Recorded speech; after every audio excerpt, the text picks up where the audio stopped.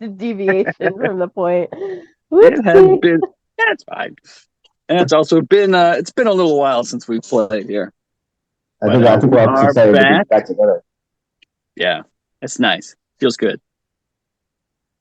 All right. So last we left off here. Bring the message today.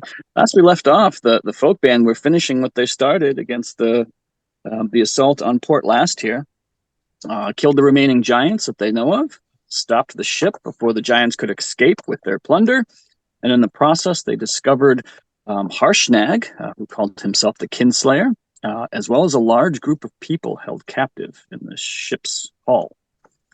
And now, with the frost giants dealt with, the folk band have a clear path to the one known inhabited building left here, the Filthy Heist Tavern, as well as a group of people still in the ship's hull, and what seems to be perhaps an enemy of my enemy friend and a frost giant.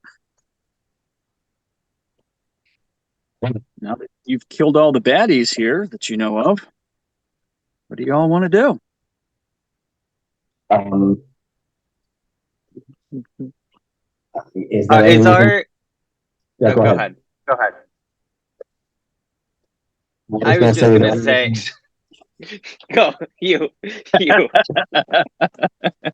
was gonna say, is there any reason that we shouldn't just go straight to the inn, or we should check? We should check the ship for prisoners, obviously. Sorry. Um, I already released one of the prisoners, and they're helping me that's unlock right. everybody else. And then I released Harshnag, and he should be with you guys, or up on the top. Yeah, he's up on the ship. He had run over to the ballista, but never really got a chance to shoot anybody. Yes. And then there was like some weird people coming out of the hotel, right? Or the You had so the filthy heist is here. You can kind of tell. Like, first of all, you saw the giants kind of walking over to it. You saw the sailors from the ship. You saw them go into it. So you have an idea that there are people in this building, whether they're friends or enemies or somewhere in between. You don't know.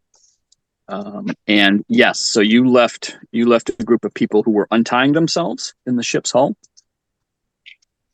and then there's Harshnag here, who can see that the fight's kind of over, and he kind of puts the ballista down. Okay. So then, I yield the remainder of my time. What? And I yield the remainder of my time. Still didn't understand that. Yeah. So prisoners are getting freed. So let's go check out the inn or the tavern or whatever. Yes, is Zwazos communicating to us that what Nyx has done? I assume. Yes. Yeah. No, okay. Then I think ma'am would say, let's. I say we regroup and go check out that tavern. Let's do it. All right. I will be Narooking and Varking for the session. Bark's pretty beat up, but he's like, yeah, let's go. Maybe there's something I can kill in there. And Narook is like, hey, buddy, do you need a little love?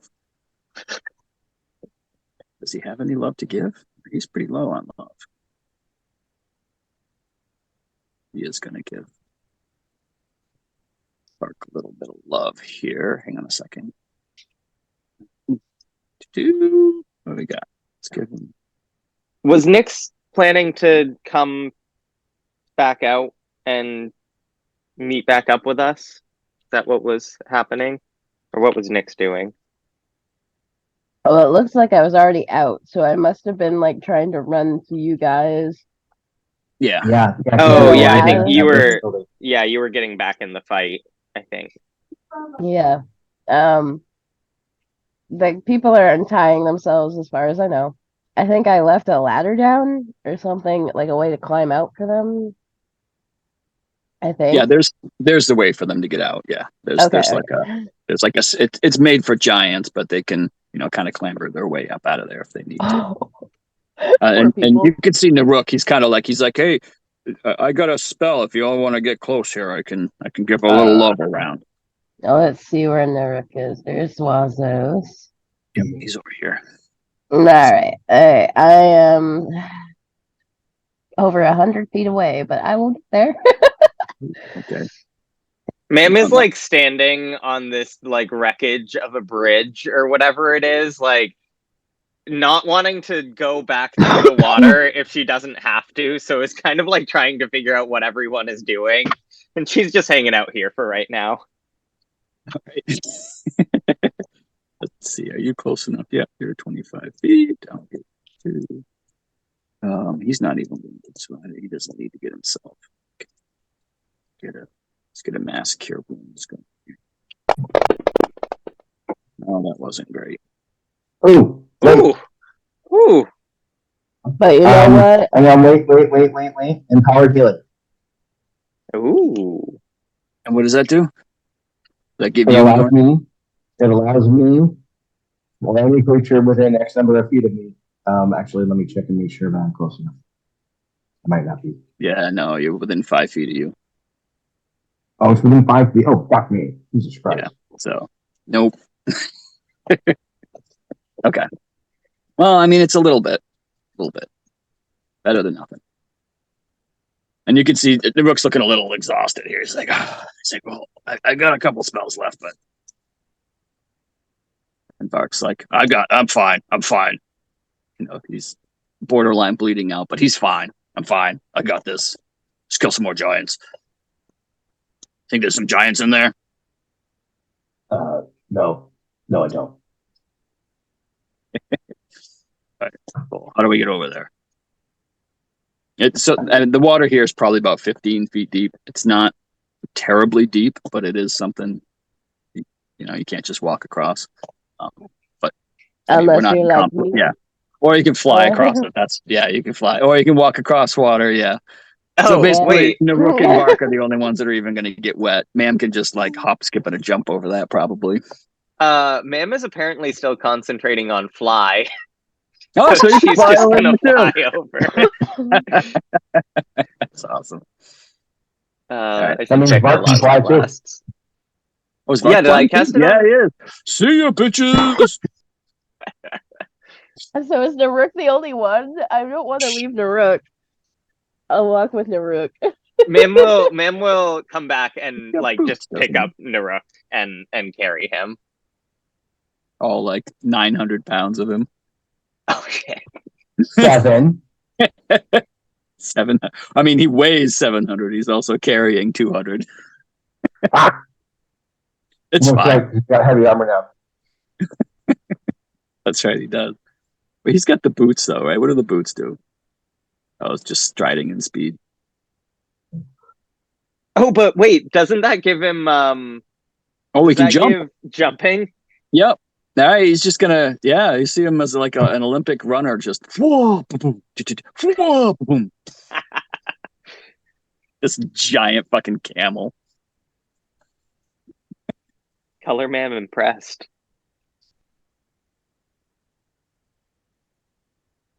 Yeah. I think. Slow down. Nope. That one. Nope. Yeah. And you can kind of see as you look back that Harshnag looks to be like helping the people out of the boat. Like he's reaching down and he's like pulling them up onto the boat. Yay, Harshnag. He's not harsh, and he doesn't. Very, very inaccurate name. That's right.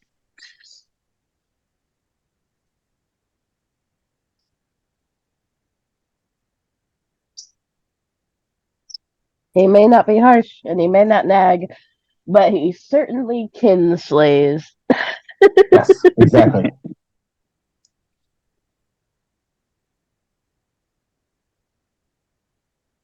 Ma'am flies in and lands like the Dragon Ball Z character she truly is. Superhero That little, landing. yes. All right. And like there's like this. It has to settle before anybody can see it.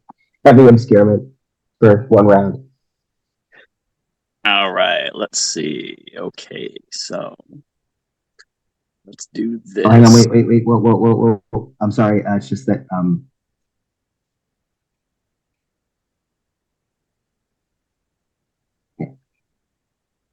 Amos too. I would want Amos. Oh yeah. Oh yeah.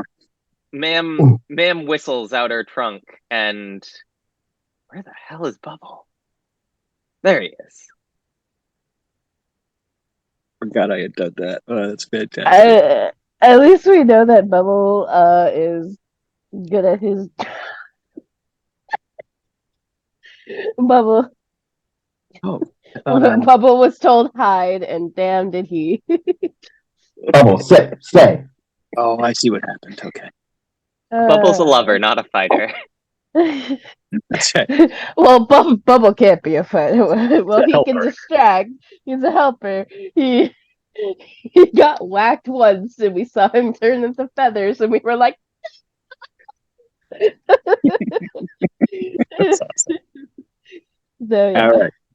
So you all arrive here, and you can see that this place is untouched. Like everything else around here is like broken down and destroyed, and this building looks absolutely fine. Like for whatever reason, they completely just left it alone. There is one door that leads into kind of the main area, and you can kind of see there. I think there are windows, right? There's a couple of windows. Yeah, there's a couple of windows in the front, so you can kind of see in, and you can see that there are people inside. They look humanoid. You can see there's a very large creature behind the bar as a bartender, and then in one of the seats right near the front, you can see what appears to be a camel folk person. He looks like he's dressed fairly nicely. Another camel folk. Oh my gosh. That's our third camel folk.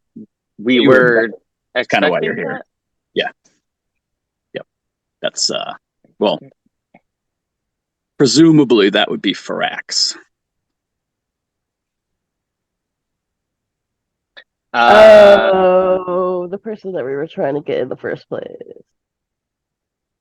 One of the two reasons you came here. Came here to kick giant ass and find that guy, and we're all out of giant ass. Okay. And you see, Naruk is kind of looking in, and as soon as Naruk sees him, that son of a bitch. And you see he's ready to just walk right in there. Ma'am was about to walk in the door, but she sees this and just steps backwards to let Naruk go in first. Okay. Kind of go right ahead, my friend. Yeah. So he opens the door and he walks right in. And as he opens let's see here, I gotta give you this picture because I forgot I had done this. But Go in the room. Fuck him up. Okay. So as the door opens and he walks in, you kind of get this glimpse of the entire room, and you can see there are a number of tables and what look like sailors sitting at the table. There's a bar near the back wall, and behind the bar there's this large creature. You may or may not have seen them before, almost like an ogre but with two heads. And then you see this really well-dressed camel folk sitting at one of the tables. You can see he's got a bottle of some type of what you assume to be liquor, and he's got this thing that he's holding between his fingers. It seems to be kind of lit on fire, but it's just kind of slowly smoking. And Zwazos, you're surprised to see that he has something that you have, which are those tinted glasses across his eyes. It's Joe Oh God, he's so cool.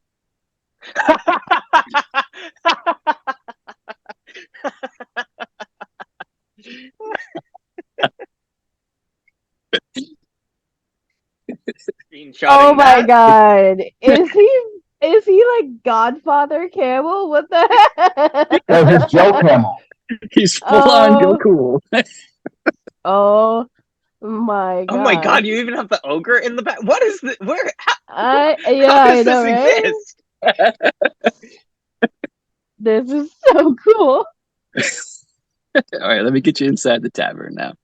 All right, so you all make your way inside the tavern here. Did you like Photoshop this together, Nick? Does this just exist in the Yeah, I totally world? did. Yeah, I photoshopped him in there. Really, really good. Thank you. Oh, he Thank you. looks so natural. I like when he's just sitting on the floor in true, like, kind of like Middle Eastern style. Right. He's supposed to be sitting in a chair, but it's fine. It worked out. I wasn't going to spend too much time in there. All right. So let's get this map closed out. Let's get everybody. I'm going to start showing everybody here. Oh, he's already. Can already see his photos. I have this weird feeling that as soon as you heard camel, like a con camel, you were like, I got the perfect thing. Like put this together. I can't remember who said it, but when I was describing the other guy, someone was like, "Oh, he sounds like Joe Cool," and I was like, "Well, I got a whole nother camel guy. He's gonna be Joe Cool now."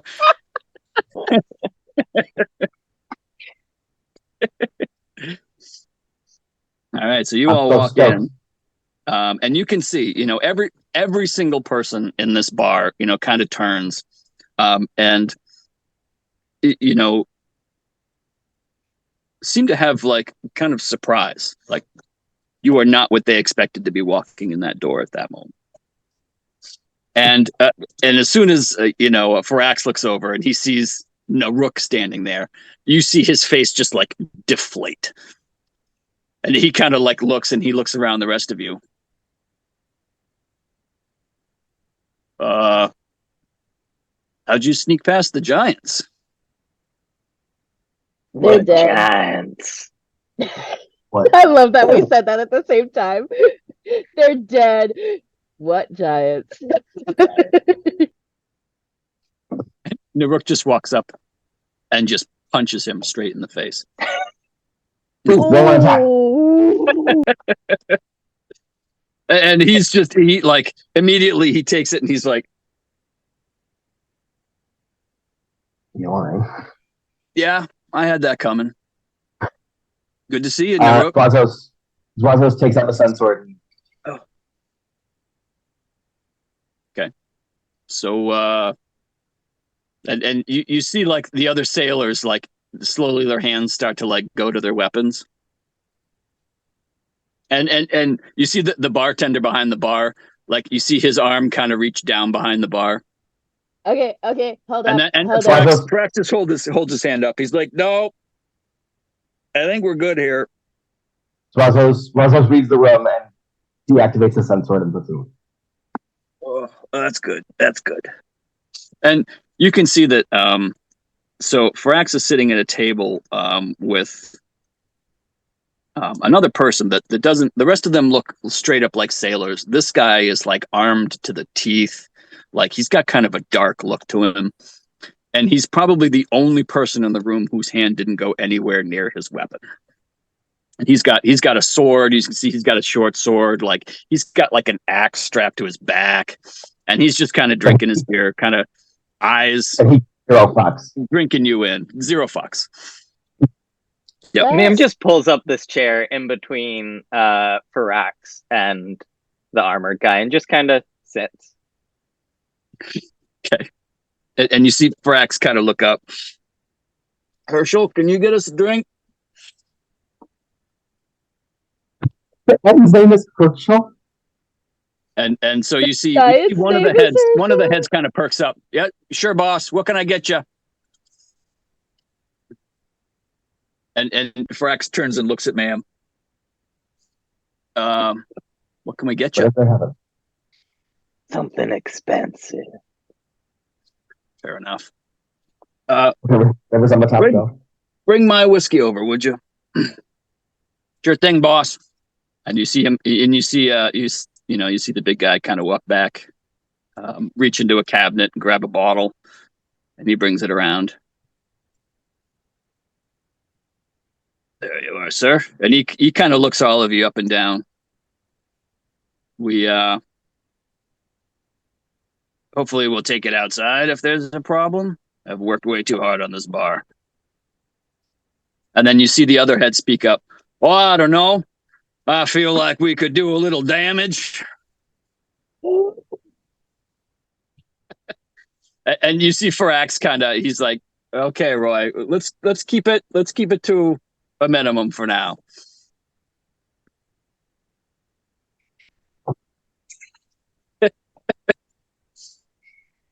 So, and you can see like Farax like reaches down and grabs like a piece of napkin and like tears it, and you see him like roll it up and then just like stick it in his nostril to stop the bleeding. So, to what do we owe the pleasure? Yeah, it's been so long. I don't remember. That's right. So Naruk sits down, and he's still seething. You can see that Naruk is still very emotional, still very upset. You got me kicked out of the guild. Yeah, I thought you were my friend. Yeah, that didn't work out the way we wanted it to.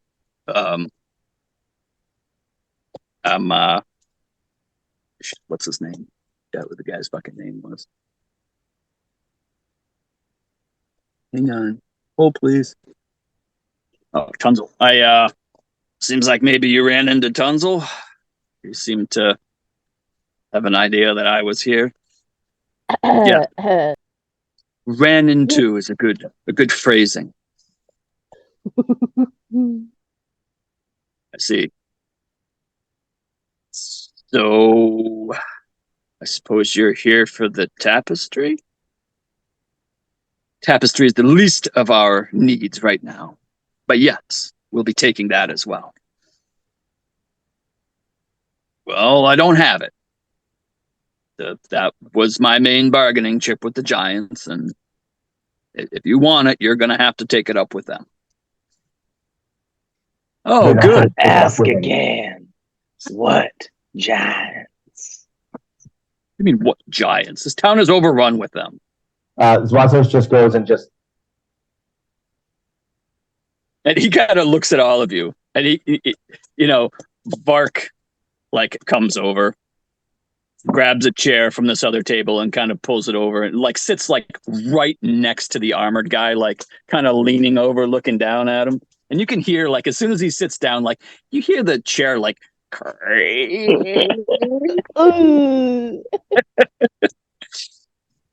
and Farax kind of looks at Vark and he looks at the rest of you. You didn't sneak in here, did you? We don't look like a sneaky bunch. Well, with the exception of them. Hi.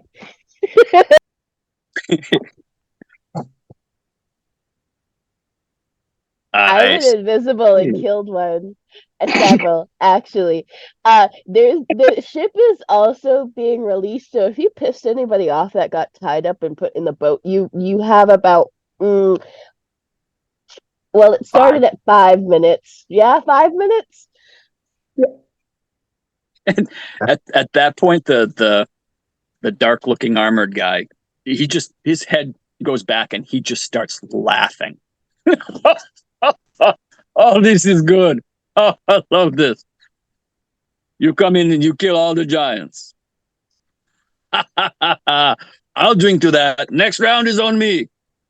Oh, Jesus Christ. Okay. Actually, Nim kind of gives this guy like a once over. Like now that she's closer, does she notice anything else about him? Is there anything specific she's... I guess, I mean, all I can see at this point is his armor and weapons. So, I mean, is it Is it anything that we recognize from anyone we fought before? Are they from any region that we recognize? Like, just Sure. anything I can glean from that. Yeah, so I mean, he's definitely human. So I think the picture shows like a mask, but he's not wearing any kind of mask. He is human. You see that the weapons are pretty typical for someone who's a soldier at this time. He's got the sword, he's got the axe. It looks like he's got like an unstrung, like a short bow made Chris. Ooh, Yeah. He looks like he's got like an unstrung short bow, and at this point, there is something very telltale that to look for from like certain organizations. And you see along the side of his neck, just kind of peeking out above his collar, is a tattoo, and something of a design that you kind of recognize. Like this is something that you've come to recognize from the Zhentarim. Mm-hmm. Is Interesting. anything he's got on him reading as, can I do an Arcana check to see if anything he's got on him reading is any kind of magical? I mean, his sword looks nice. There's no like aura or anything around it. Like you can't really No runes or any kind of like, not that you can see, but you I can would just see the recognize. handle. Yeah, it's in the sheath, so you can really just kind of see the handle. It does look nice, and the way he kind of sits, certainly he seems like he knows how to use it. The rest of his weapons seem kind of plain, but the sword does look like it's nicer than the rest. So maybe it was just a coincidence that Zhentarim looked very similar, but his icon kind of looks like the faceless one. Kind of like, does he I give can see. any? He definitely does not look like he doesn't look like any Okay, kind of a monk, or he's certainly not the faceless one. okay, he's not the faceless one, but he has Zhentarim symbolism Tattoo. on him. Tattoo. He has the tattoo that you've come to recognize as Recognize. a Zhentarim tattoo. Okay. They're all a little bit different, but the design is very similar. Okay. Hmm. And then you see Roy and Herschel making his way around, filling up drinks. He kind of stops over here. He looks down at the guy. I expect you to pay this tab today, Miska. Make sure that happens, okay? Miska just kind of raises his glass. Sure, buddy. That's fine. I will do that.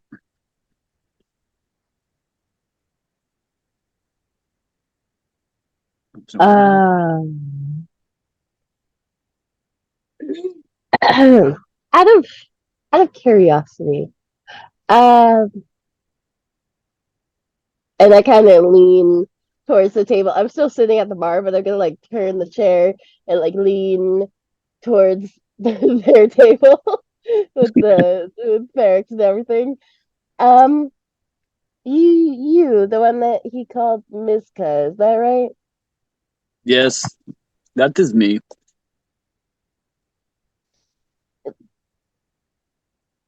I recognize that tattoo. Oh, I see. You have met some of my brethren. Killed some of your Mm. brethren. Oh, ma'am. I don't doubt that. If you made your way into this bar, I'm sure you've killed a few. This is good. Are we gonna have a problem? Not with us. Okay. Can you This is enlighten us on this is your frost giant issue that we just take care of? the frost giants. Yes, well, we were sent here to help them, but apparently they did not want our help. They just wanted to use us. Sent by who? Sent by leadership. We were assigned here. I see your mouth moving, but your words are not hitting my ears. You're muted, Michael.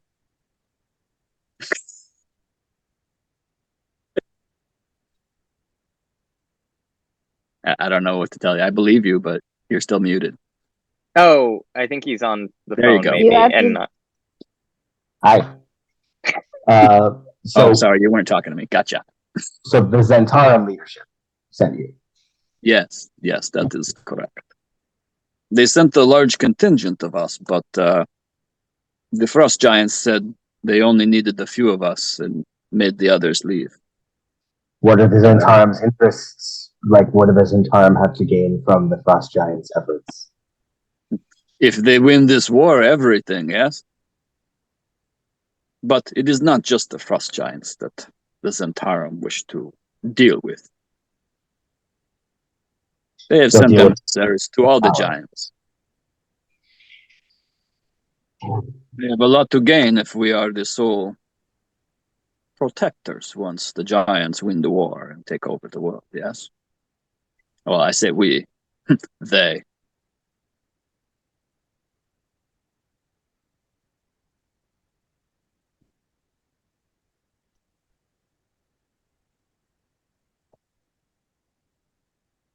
So, you have killed Frost Giants, you have killed Zhentarim.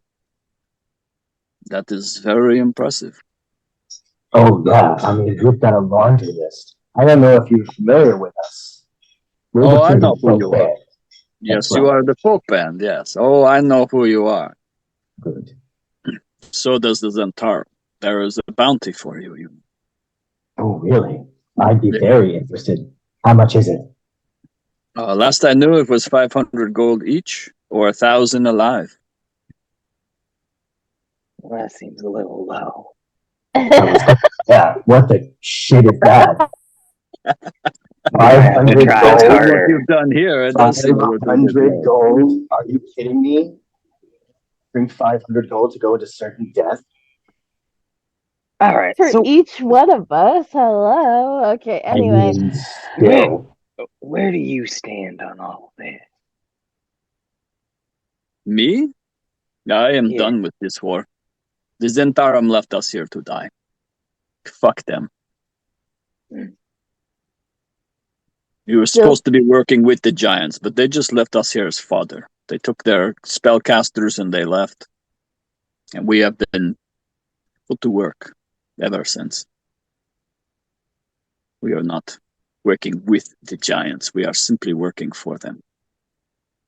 And he spits on the floor next to him. And you see Frax like, dude. And you hear Herschel from, I'm not cleaning that up. So, if you don't mind me asking, how'd you get mixed up with the Zhentarim in the first place? Oh, yes. Well, where I come from, war is basically all there is.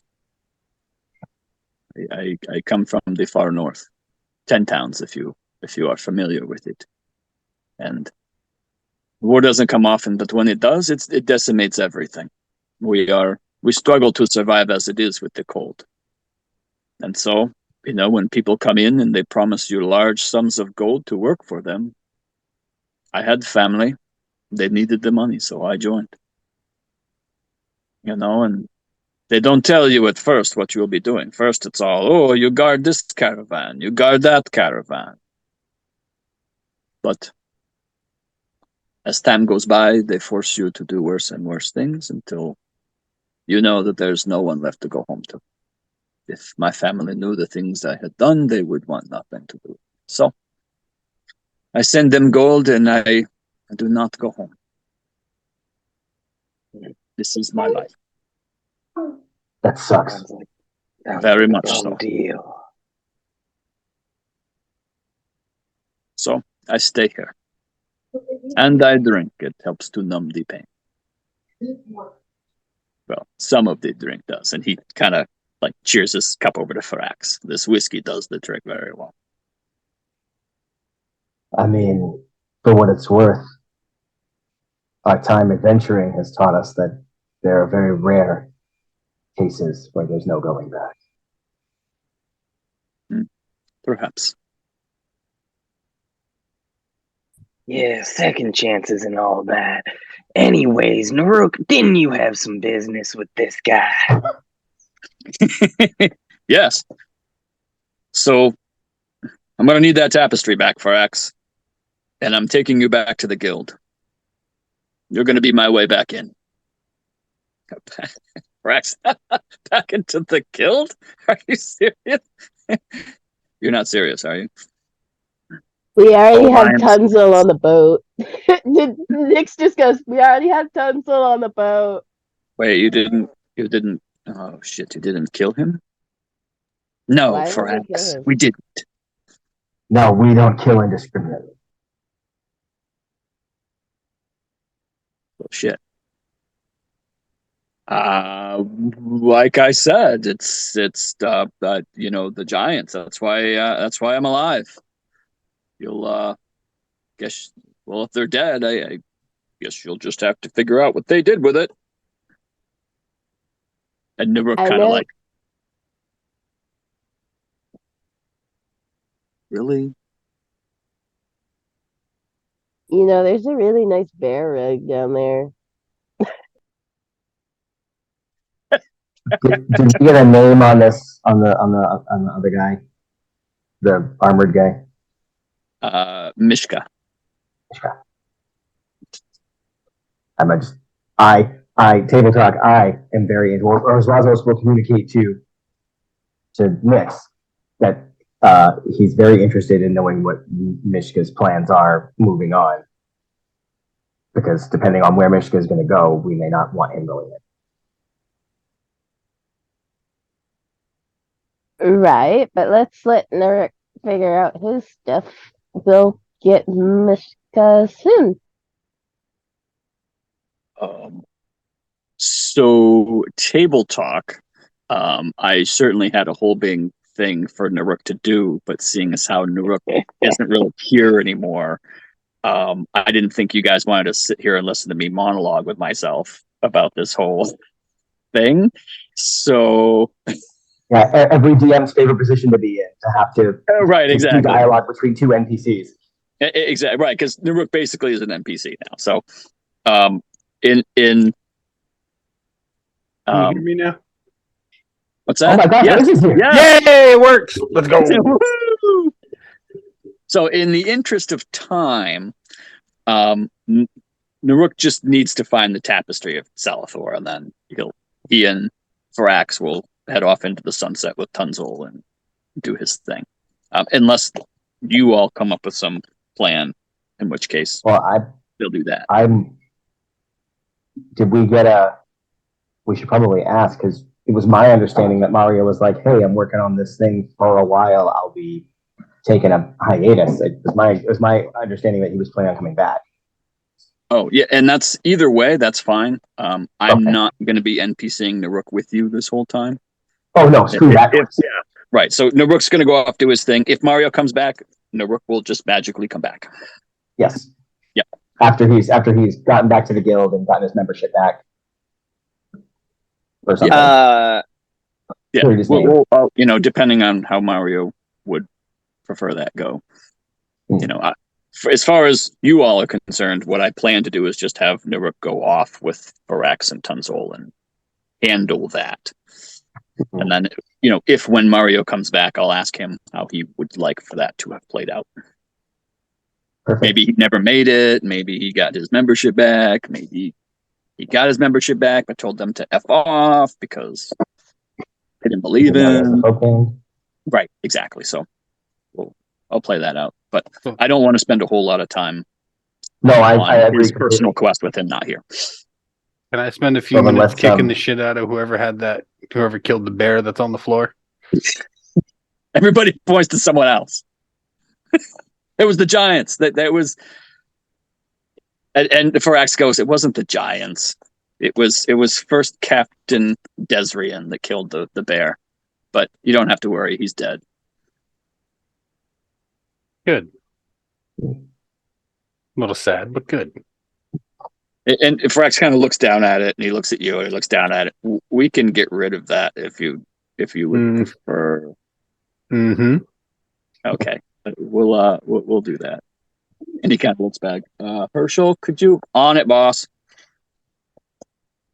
So, Varax, why'd you get all squirrely when we mentioned Tenzu? Well, and he kind of looks at. He's like, I'm kind of fucked. Well, we were working together. I had hoped he would come back with lots of gold from the dwarves, and I'm guessing that's probably not going to happen now. Oh yeah, you were on the scheme. Yeah. Oh yeah. Sorry about that. Yeah, so you're really just a big piece of trash, huh? Well, I mean, You're a crook. I'm really smart, just not. Just don't much care about people's feelings, I guess. So you're a smart piece of trash. Got it.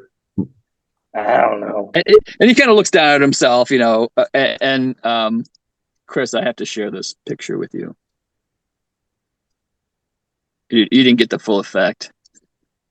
This is Farax here. Oh, where is it? Come on. No, that's not it. No, that's And not Michael, it. you'll be happy to know I sent the wife and kids to the fair without me. That's why I'm here. Oh, nice. There you go. That's Farax. The one in glasses? Yeah, Joe Cool. Yeah, I want to fuck that dude up.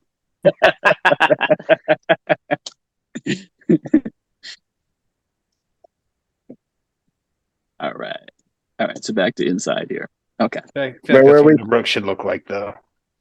I know, right? Yeah. So he looks down at himself and he's like, "Do I look like a piece of trash to you? I'm sophisticated." Yes. Ma'am plucks the cigarette out of his fingers and just drops it in his drink.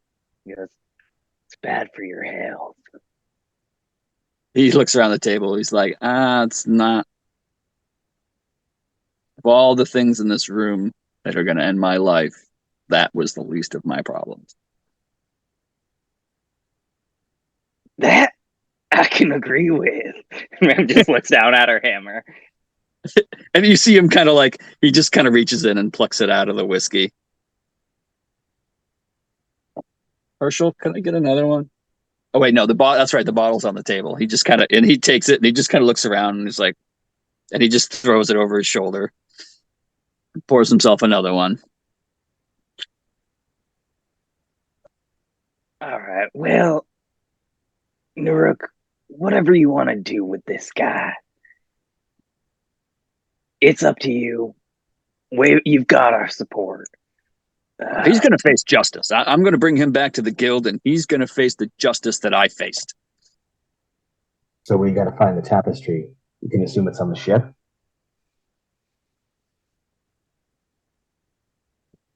And Farax just kind of like grabs his drink. Yeah.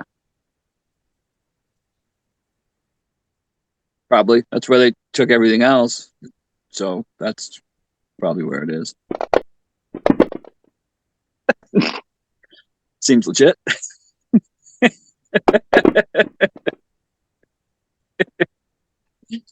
I mean, you already rolled. You can't just keep rolling over and over and over and over again until you get a good roll to decide what really happened. Sorry, inspiration. I muted myself before I said that out loud. Did you have inspiration? You get inspiration at the beginning of Oh, that's right. You get inspiration that's right. Okay. I mean, he seems a little squirrely. He's making some mannerisms and stuff that you typically associate with people not being very truthful. Okay. Mark, tear his arms off. My pleasure. Oh, you mean this tapestry?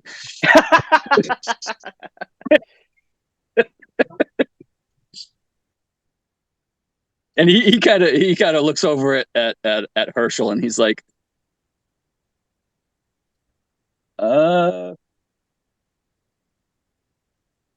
perhaps you could go downstairs and get the thing we talked about. And Herschel looks up. He's like, the thing, the thing, the thing. Herschel's like, boss, what are you talking about? And he's like, remember the thing that we hid in the wall with the sconce of the thing? Oh, okay, boss. And he looks at him, and he kind of looks at all of you, and he's like, just the thing? Yes. I think the thing. all the things. How about we see all the... in fact, how about I go down and help you get the thing? I'll give you a hand as well. Yeah, it's probably heavy, right? Yeah, You could yeah. use people like me in bar. Yeah. We'll give you a hand. And Frax is just like, well, I suppose if I make it out of here with my life, that's going to be enough. Go ahead. Bring them down. And so I don't actually have a basement map.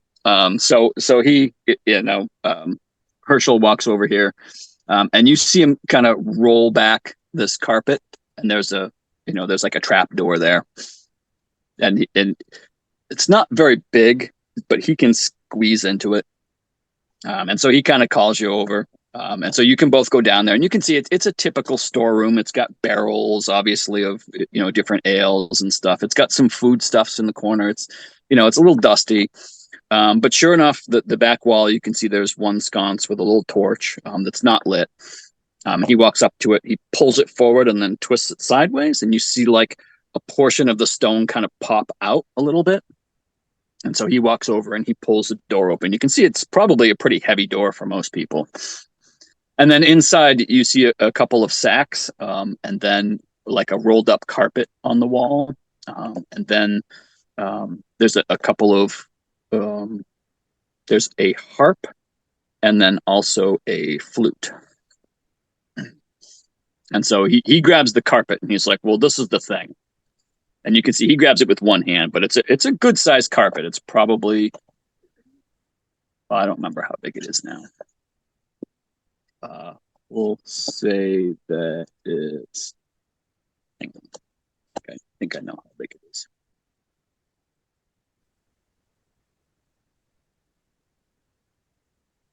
I think that's it. Oh no, or did I actually call it? There it is. Okay, I did. I created a special thing. It is. It looks to be like 3 feet long, and then you're not sure exactly how rolled up it is. But he's got it in his hand. It's like, and then he looks down, and he's like, the 2 sacks are filled with gold, and then those are his instruments. I don't know if they're special, but if you want them, I suppose we're not going to stop you from taking them. I'm absolutely going to take those instruments. I want the sacks of gold. Yeah, and they're pretty good size, and when you grab them, they clink, and they're pretty heavy. One more time, what was brought out? There's a carpet or a tapestry that he's got in his, it looks like a carpet that he's got that Herschel grabs, and then 2 sacks that apparently are filled with gold. And then on a little shelf there was a gold harp and a gold flute.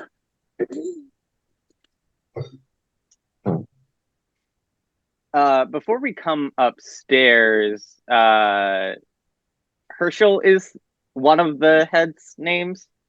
Yes, Herschel and Roy. Herschel and Roy. Michael, do you know what monster that is now? I knew it from the get-go. When you said it was an ogre with heads, I was like, oh my god. It's an Etten. It's an Etten. Yes, of course. Okay, sorry. Ma'am's gonna say, Herschel, Roy, how'd you get mixed up with this guy? I don't know. I've been working here for a long time, and this cat rolled into town, had all the gold in the world, and just seemed to want to kind of be here and kind of run things. I figured, if he's going to pay me this kind of money, I'm going to take it. Not the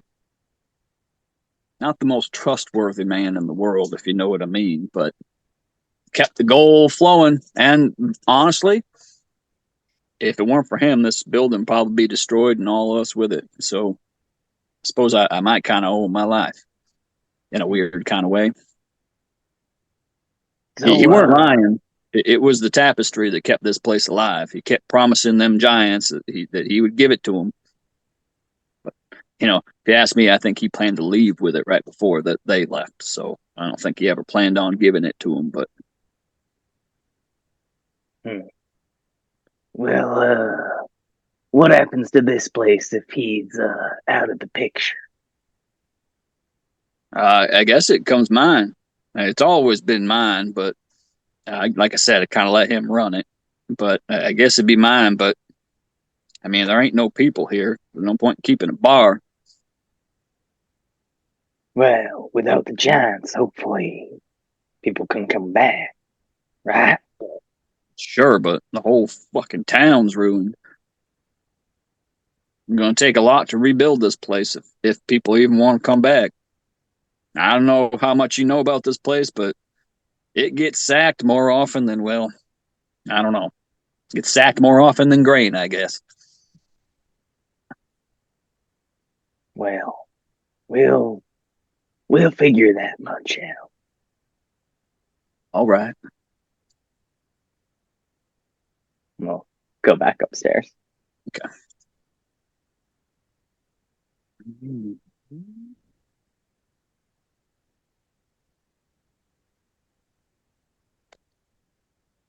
You just look after that green thing. Like that was a thing of beauty. Like that. Yeah, that was so good. The only thing I could think of is you get sacked more, like it gets sacked more often. I was like, then Andrew Luck. That's all I can think That of. would have been good.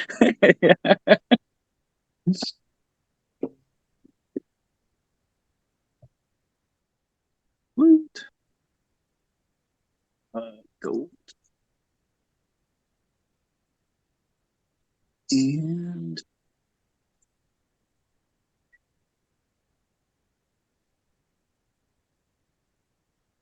all right. So he comes back up. He puts the tapestry on the table next, or on the. He kind of leans it up against the table next to Naruk, and heads back behind the bar, fills some cups. And Vark's got these 2 giant bags of gold.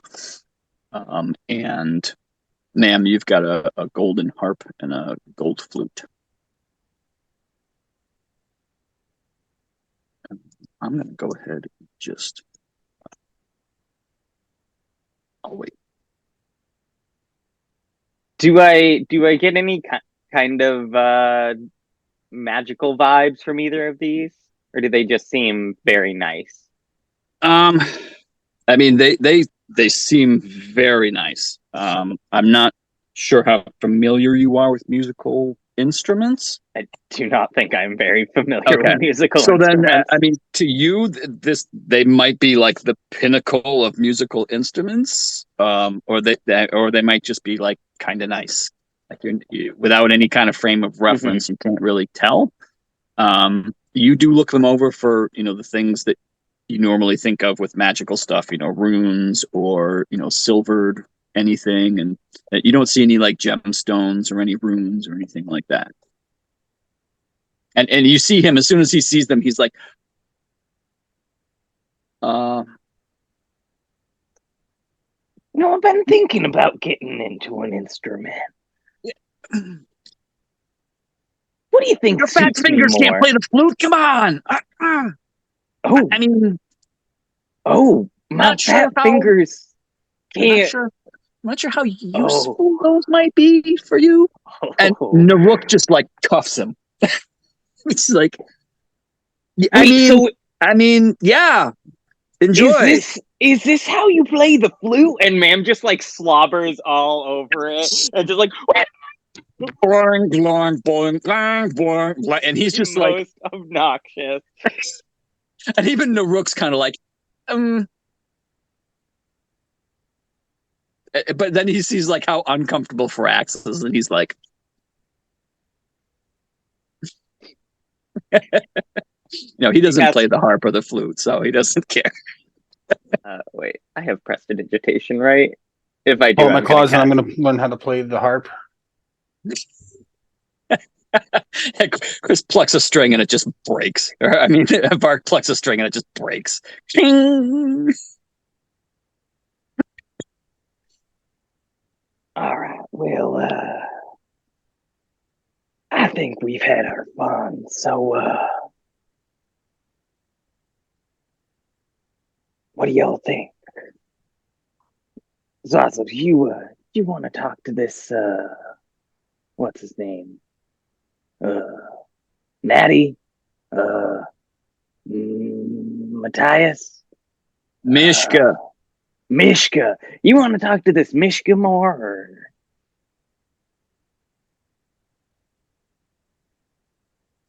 I'd be interested in knowing what your plans are from here. My plans? I never thought I would leave this town, so don't really have plans. I guess it depends. Am I leaving this town? Or is this going to be my resting place? Well, we talked about second chances if the Zhentarim aren't expecting you back. I don't know what they're expecting. They left us here to die, as far as I know.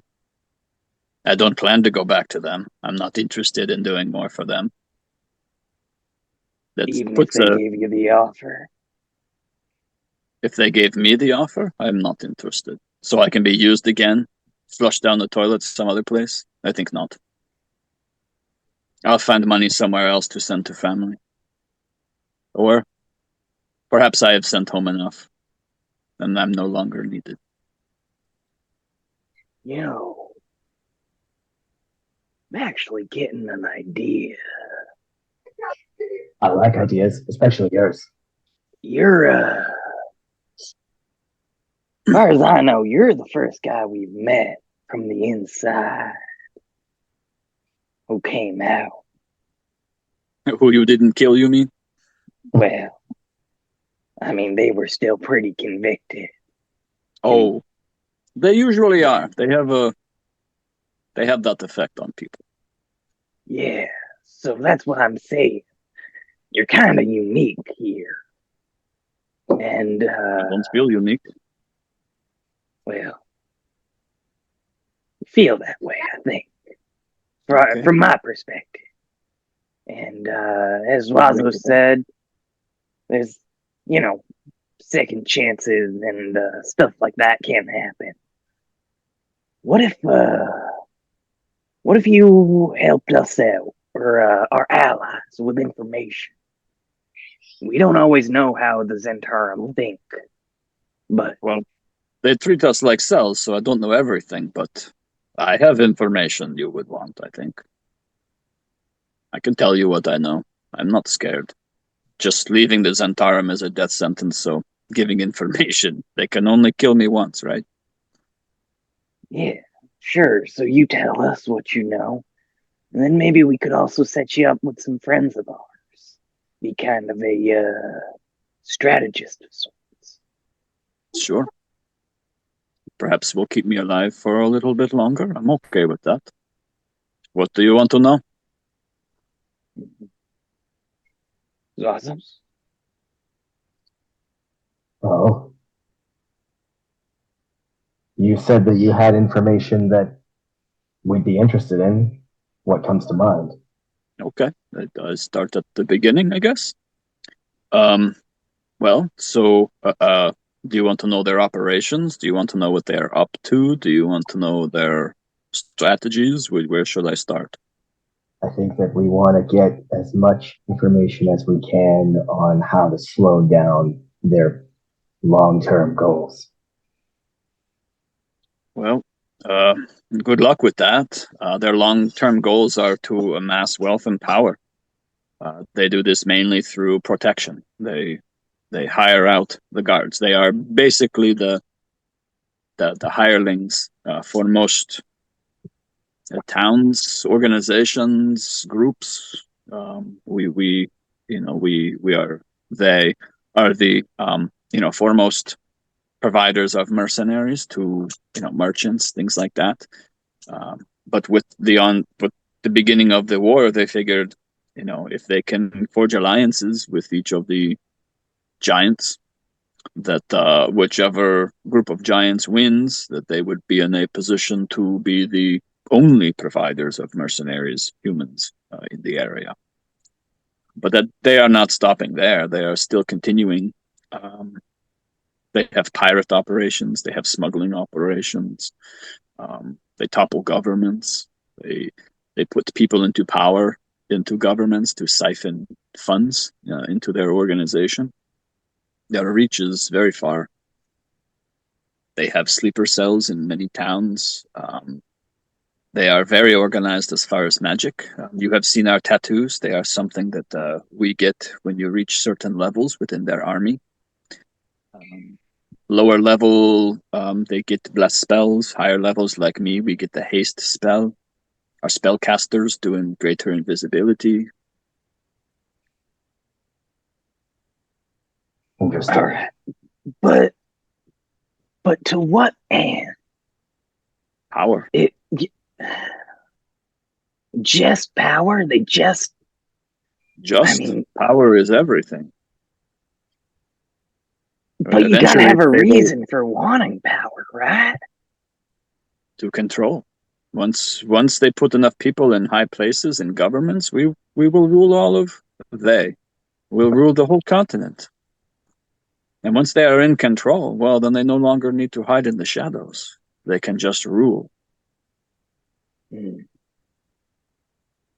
a tale as old as time. But their base of operations, that is in Mumford. That is where they coordinate out of. They have teleportation circles to most of the major cities. They can move troops like nobody's business.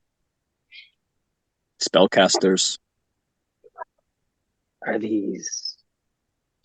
So these are separate teleportation circles, then? Yes. You know any of the runes, by chance? No, I'm not a magic user. I would not be able to remember such things. I have only used a few of the teleportation circles myself. But would you know where some of them come out in different towns? I know where two come out. There's one comes out in Luskin. That's how we got here. The other one came out in Neverwinter. So you could maybe help us find those and... Oh yes, I could tell you where they are for sure. Destroy them. Yes. Yeah, they usually keep just a couple guards there. So if you went in force, they probably would not even fight you. They would just slip away. You are... Let's do it. You're more useful than I think you give yourself credit for, Mishka. Suppose my betrayal makes me useful. Although, if they had not betrayed me first, perhaps we would not be having this conversation. But you must excuse me. I have to use the latrine. And you see him walk up to the bathroom. I got to use the bathroom. I'll be right back. I thought that was the way he was going to use a teleportation circle. Like it's on the toilet. Like, oh man, I all of a sudden don't trust this guy again.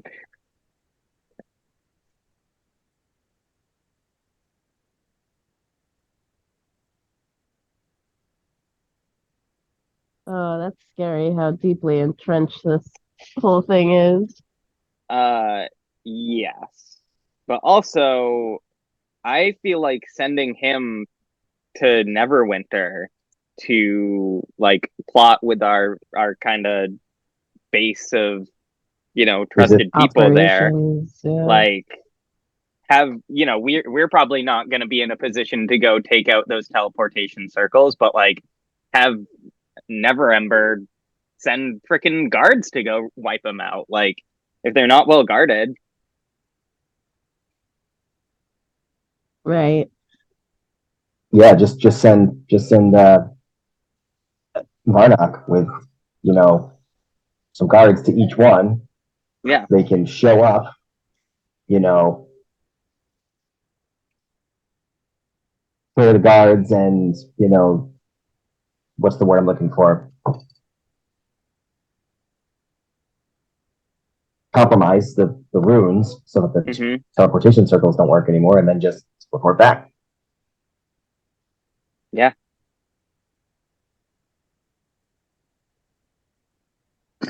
Thank you. Pardon me. Oh, the whiskey, it's... So we've got the tapestry. Naruk's got Varax. I imagine he'll want to be getting back to the guild. Do we have a way to get him there? And it's quicker than... As far south as you can take him. I mean, I can always do a teleportation circle in the morning. That would be fine. So we've got what's our next move? Search the ship. I mean, search the giants. See if they have anything on them. Either anything of value or any kind of communications or correspondences or whatever. Yeah, so maybe we take care of that and then regroup before night, before we sleep. What time of day is it? Well, you started the assault, I think, sometime around like 5:30 p.m. Oh, okay. Yeah, so it's getting late anyways. Yeah. 5:45. I would say the whole battle lasted like 10 rounds, so it was like a minute. Right. But I'm going to say, with this conversation here, I'd say it took probably about an hour. So you're pushing about 7 p.m. at this point. Is there still any daylight? A little bit. You're kind of going into fall, so it's getting, the sun's coming down earlier and earlier. So it's definitely evening, but there's enough light outside to see by. Okay. So I think we should split up, go search giants' bodies, go search the ship, and maybe have, does Vark have dark vision? I wonder. Does he? I mean, we can have torches at this point, right? Yeah, that's true. Yeah, I guess we can. I was going to say, like, I'll pair up with Man and just see if we can use the sun sword if the sun goes down. But yeah, we have torches. Yeah, we can see. I've also got. I don't have many spell slots left, but I have enough left to cast Sending, more than once if we wanted to. Did we have? We wanted to talk to Cloglia Mater. Am I remembering that right? Yes, I think so. That's Cloglia Mater came up a lot in conversation. Yeah, because Mam's really very worried about Ebon Death. So I've got, assuming nothing else comes up, I've got 3 4th level spell slots. So I could cast Sending to Cloglia Mater. I could send to Varnock to check in there. Yeah. Okay. And Mishka says, do what you need to do and come back, and I will tell you everything else I know about Zhentarim. There's a few more things I think are perhaps useful for you, but when you are ready. Let's do it. So this is the list that I have, Table Talk, sorry. This is the list that I have. Defeat frost giants at Port Llast. So I think we Check. can check that off. Check. Check-a-rooney. Right. All right. Right. Stop hill giant attacks at Belliard and Wumford. Well, we have reason to check out Wumford now. Yes. So Tapestry of Celathor is at Port Llast, and we just got it. Yes. check. Okay. All right. Find who attacked Fandolin and Lylan. Ma'am still thinks it's Abendath. But that's not confirmed by any means. Hmm. That's just Ma'am's wall of yarn conspiracy theory. We didn't. There's still trouble at the grandfather tree. We actually didn't make it to the grandfather tree. We just went through the portal. That was my fault. Oopsie. Ebendeth's phylactery, which I think is why we were following. Why we were gonna go to Claudia, Mater. because she was the closest to Ebendeth. And then I have Fine Darren Marquise. This is not a name I have any memory of whatsoever. I think he was like a hang on. That's Zwazos' quest. Oh, okay. Zwazos. That makes me feel a Oh, is little that- better. Okay. Is that the? Yep. What's the? Yes. He's got my amulet or my vial. Oh, yeah, right. follow clues Yeah, to you're looking amulet. for- Yeah. I mean, My I think blood well we wanted to at some point see about going to the Mad Mage dungeon, but I don't think we know that it's the Mad Mage dungeon, or do we? I don't know. Whatever. Zwazos' I mean, friend. the dungeon of the Mad Mage is like a very famous thing in Waterdeep, so you're all kind of aware of it. And I then don't know if any of you know the Mad Mage's real name or your connection to it. For some reason, I have it connected to Aubrey in my head. Yeah, because Aubrey was one of the paragons or whatever, as it turned out. Yeah, Yeah, one of we the definitely. ghosts. Yeah, we definitely Whose found soul out was- something. You found And out then- that Aubrey's true name is Hallister. Okay. yes.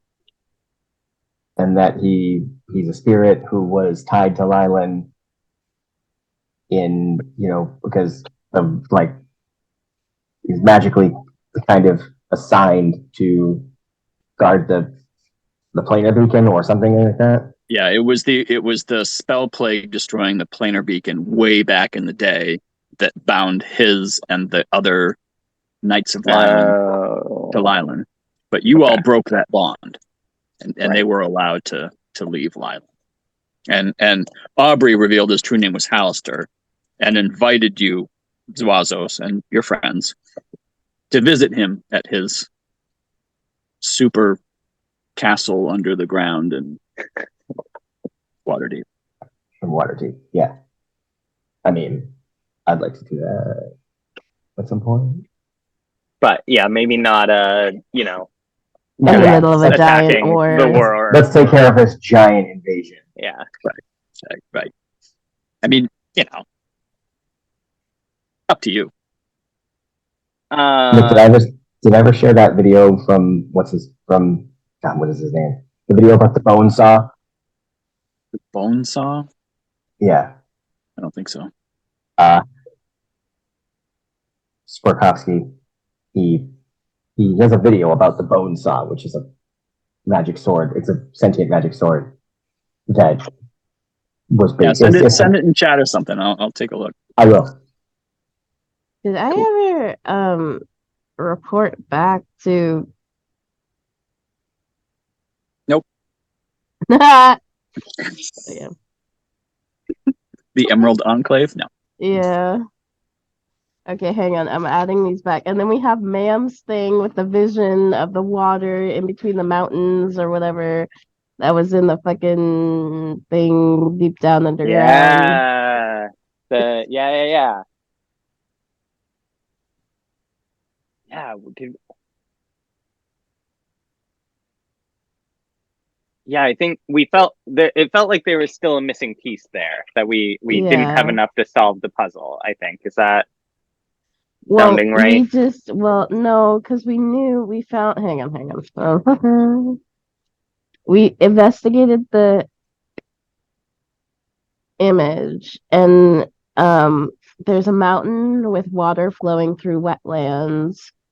Water's on the right. It like runs through the mountain, Right. and I think we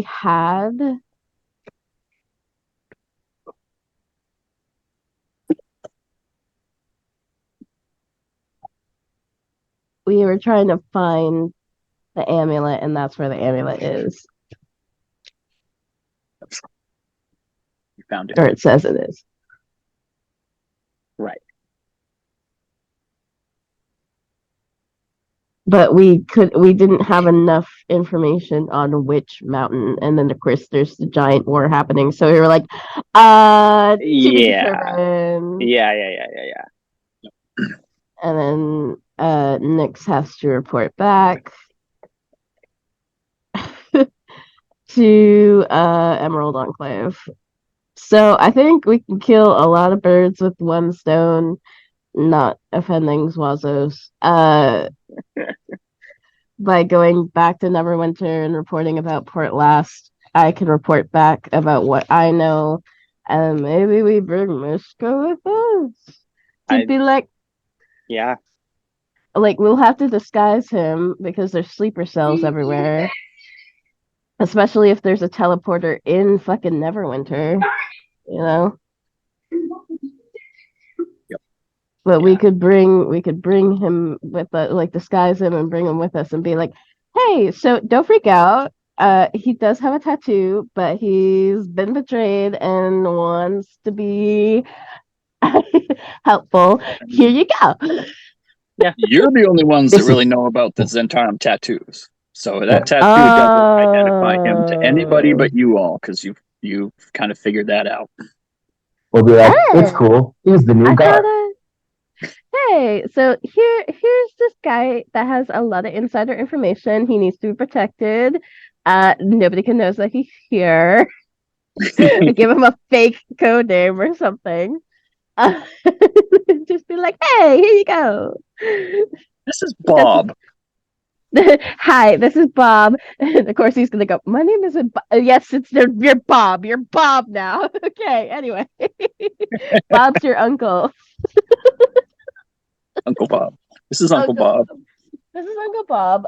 We found him in Port Llast with a bunch of people, and he has a bunch of information because he was with the people, the giants, and here you go. Okay, bye. Okay. Speaking of like Mishka going to the bathroom, I have to go to the bathroom. But now that's a checklist, so maybe we should head back to well, we had to clear the giants' bodies and we have to check the boat, but we can go to oh, and then we should probably talk to Harshnag. We need to talk to Harshnag. Yeah, I You figured never know that what would be kind of part of information the he might have. searching and Yeah. So I I have think to Yeah. I have to go to the bathroom, but you guys talk that. Well, Nick, like, how it's hard because it is it, can we just say, okay, we searched all the giants and we searched the ship, and you can just tell us what we found everywhere without having to pick through? Yeah.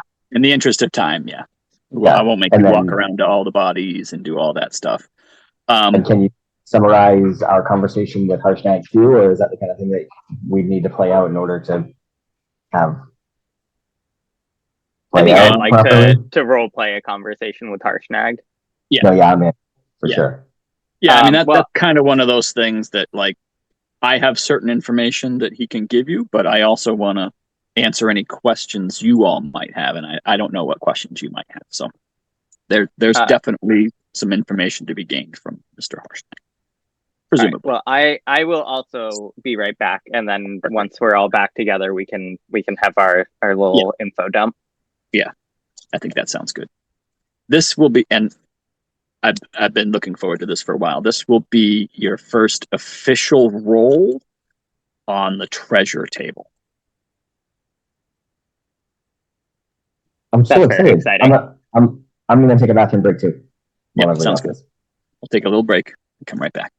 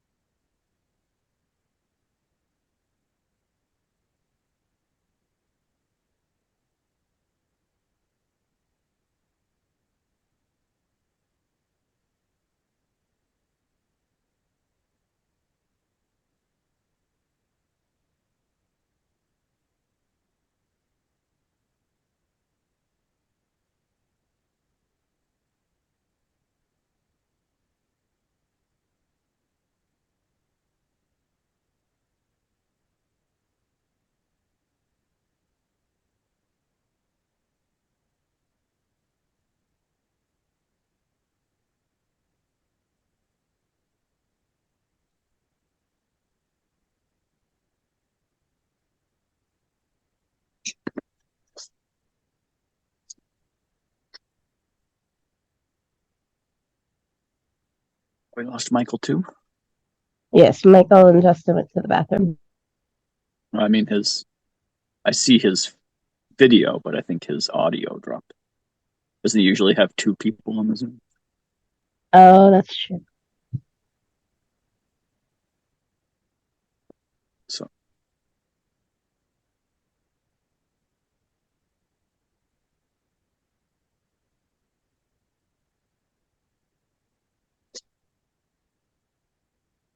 I have such bad allergies right now. what's that? Sorry, I was saying I have like such bad allergies right now. Like I'm like kind of glad I don't have a camera to work with because I'm so puffed up and my sinuses are awful. I You feel sound a little stuffy. yesterday there was points where I was like, I sound like Squidward. And like I tried to talk and it's like like super nasally and doesn't sound right. I'm fine. Yeah. And like of course I feel gross because of like at APW blowing my nose and being like, I'm sorry, I have to go wash my hands before I shake your hand. Because literally somebody went up to shake my hand and was like, I'm holding my hands to my nose and I'm like, I just blew my nose. And they like were like, okay, come back to me. And I was like, yep, I'm so sorry. And there was another wrestler that was there that was cackling, being like, that was perfect timing. I'm like, yeah. That's awesome.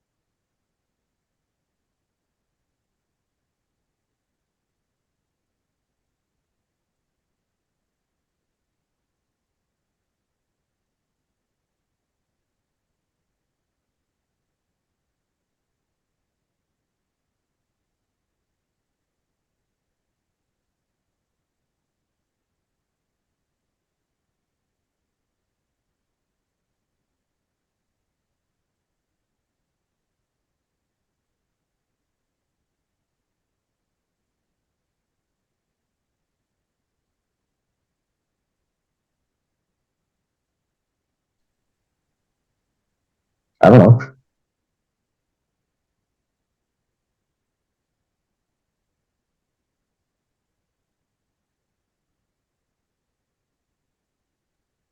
Your face doesn't know.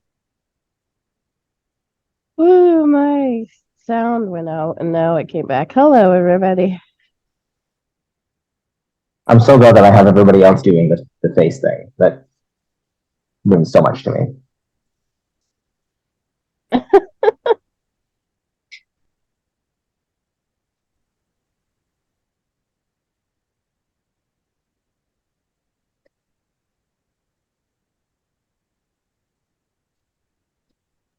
All right, I'm back and ready. Let's do this thing. Do, do, do. Do. I am here. I am just eating a sandwich, so I'm gonna have my video off. But yeah, I'm here. What's in your sandwich? Crunchy peanut butter and strawberry jelly.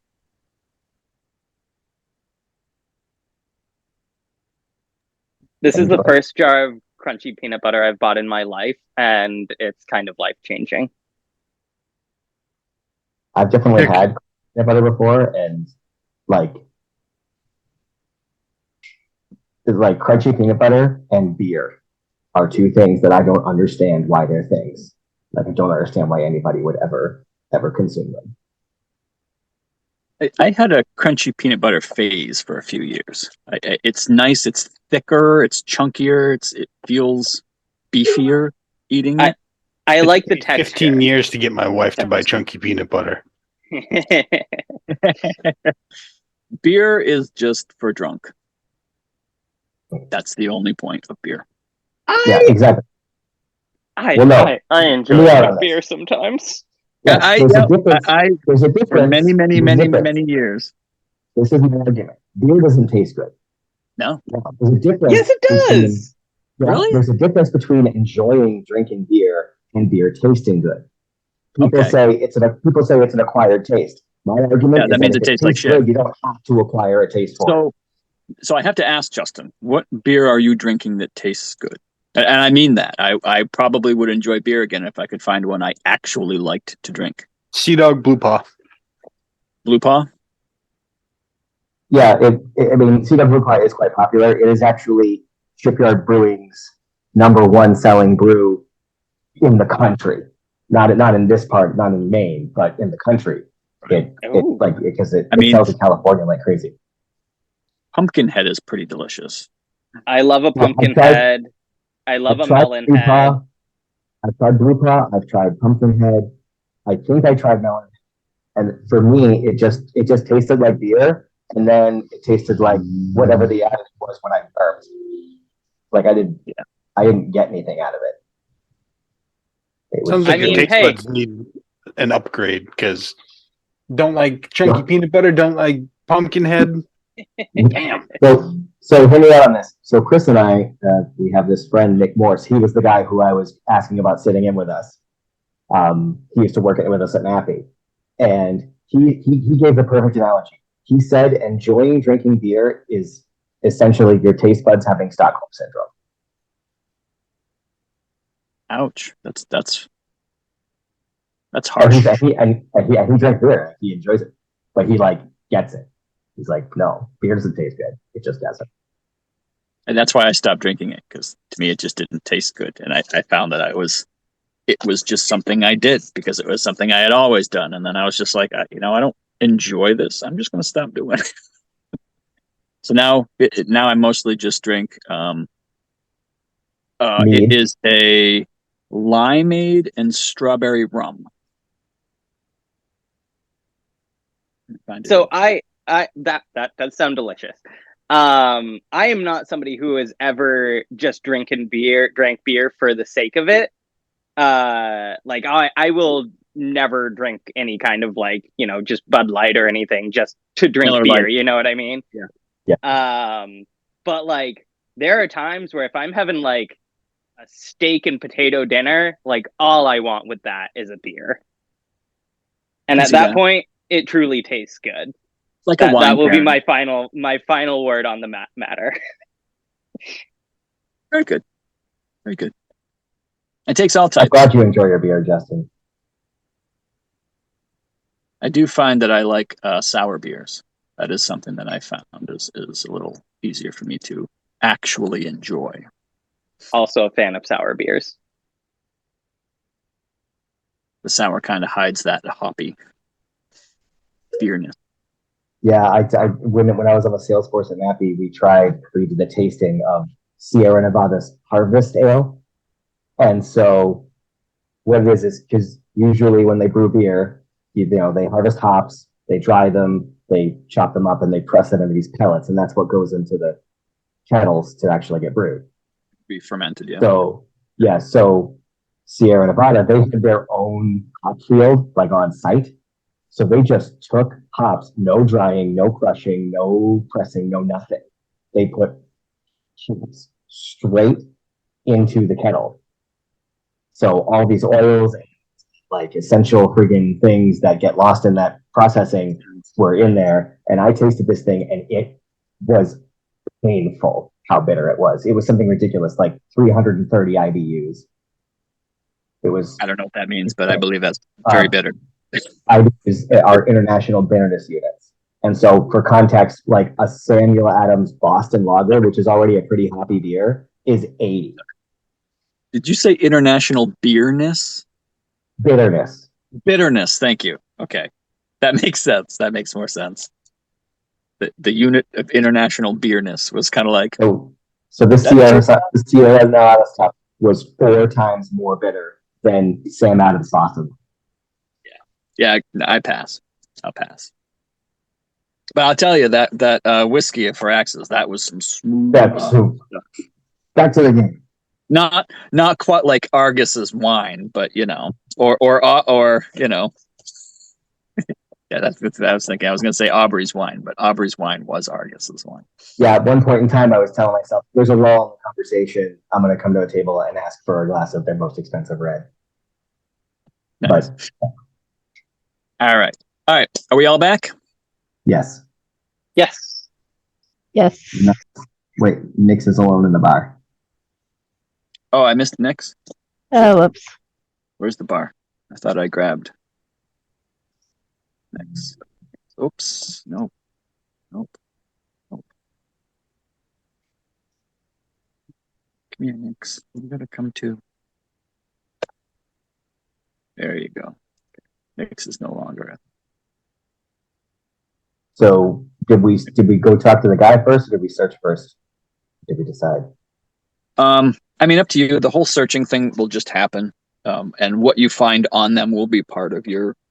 You know, they carry mundane weapons and maybe a few silvers and a couple of gold in their pocket, but the main bulk of what you'll find will be on the ship. So we'll kind of roll all that together. I think we should say we do all our investigating, searching, and then have our conversation so that we have all the information at our disposal. Yeah, because we so have to we find don't. something in the search to ask Harshnag about. Right, exactly.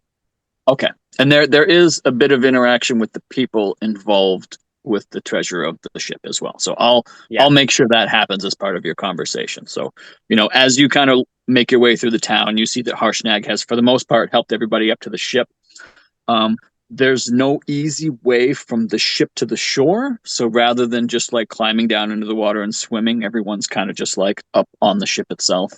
And you can see it's about maybe somewhere between 30 and 40 people. It's not a lot of people. And for the most part, it's like kids. It's young boys, children. Like for the most part, there are very few adults, some mothers, and then one kind of young-ish guy who seems to be, you know, not taking charge, but he seems to be the one to talk and answer questions and such. So we'll get to that. So you make your way through the town and you kind of pick through the giants themselves. As you see the Harshnag is helping everyone up on the deck, you finish up your investigation of the town and you find, you know, a good amount of gold, silver, a few copper pieces among the frost giants themselves. For the most part, they're wearing what looks to be some type of a manufactured hide leather type armor, as well as their weapons are you know, nice weapons, but you can see that they're long used. They're certainly not in any kind of pristine condition. They're, you know, and they're giant sized.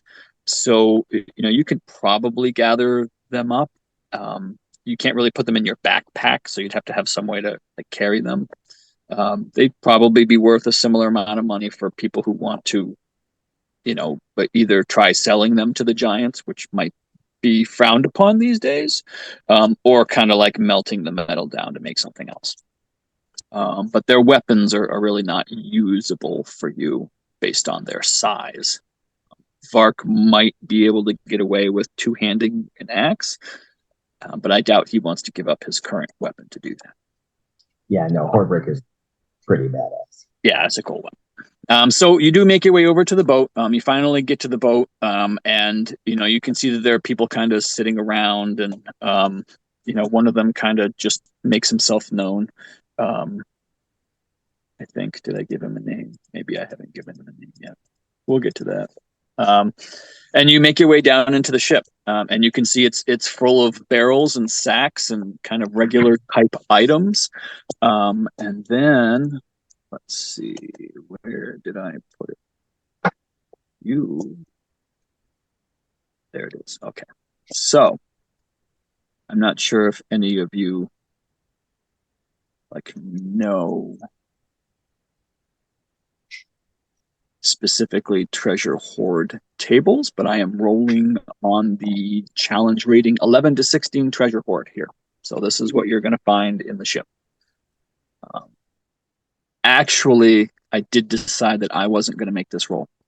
One of you is going to make this roll. It is a D100, and whatever you roll, I'm going to manually put it into the table.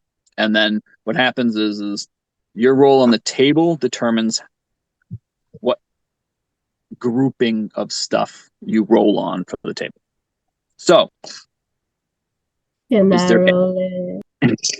I was just going to ask who wants to roll it. How do you want to decide who rolls it? I said we roll a Definitely D20. Eliza Ray Hopkins can absolutely roll it as far as I'm concerned. I want to roll the D100, but I don't know how to get it. How do I roll a D100? If you left click the that doesn't even do it. How do you? Oh, it's the D. Oh, it's the last die, the one that says 00. I forgot that. Okay, That's a thank you. D1. Yeah, I forgot they added that too. So you would just drag that and throw it in before you do that. Oh, Oh. Okay, yeah. So I was gonna say this, so we won't count that. Okay. Before you roll, what I want you to know is the higher you roll, the better. This is definitely Okay. the higher to 100 is better. I will say if you roll less than a 37, I'll give you the 37. Okay. So you get Okay. advantage on this roll. We'll say that. Oh, advantage. So roll again with advantage Well, or just roll no, once? you're basically getting advantage because you already rolled a 37. I'm just saying Okay. if holy fuck. Love it. So I get the 92, right? Yeah, you get the 92. Yeah. So this is you just missed the magic item table I. A 93 would have been the highest magic item table to roll on. Okay. All right. So Gives I us am something to look forward to next time. I that's right. know. That's right. That's right. 93 and above. Something to strive for. That is amazing. Okay, so I have to turn on manual entry. And you got a 92. So I know you're going to see some of this, but not all of it, and then I'll fill in the blanks after. Okay, D2.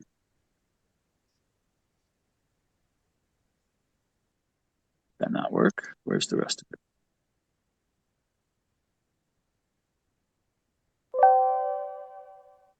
Oh, my bad. Okay, I see. Here we go. Okay, so then we have a whole bunch to roll here. Okay.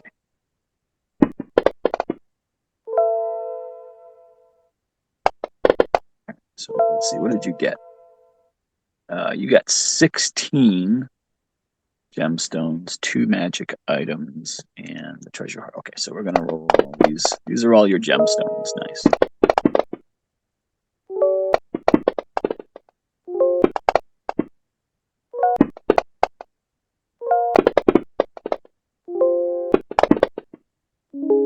Makes sense that Nyx wants all the gemstones. Right. You Now just see like this Scrooge McDuck, only it's Nyx, like diving into gemstones. right. They open up a sack full of gemstones. Okay, so these are the fancy magic items here. What'd you get? Oh, a 99. Oh, holy fuck! Oh? I can't believe I just rolled a 99 on the treasure. Okay. Wow. Okay. All right. So the full tally here. Let me put a parcel together here. Giant ship. So you found 16,000 gold, 1,200 platinum.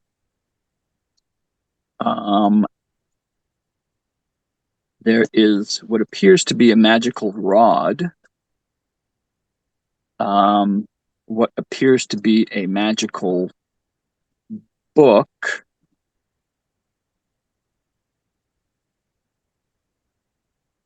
That might not.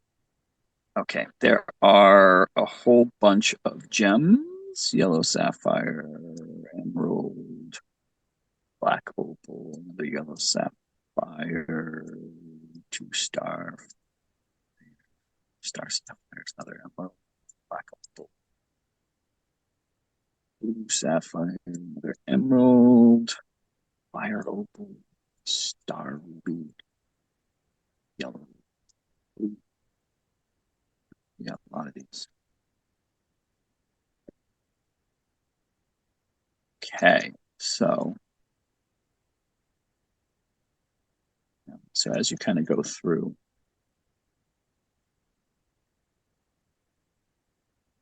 this is the list of treasure. Is that sure?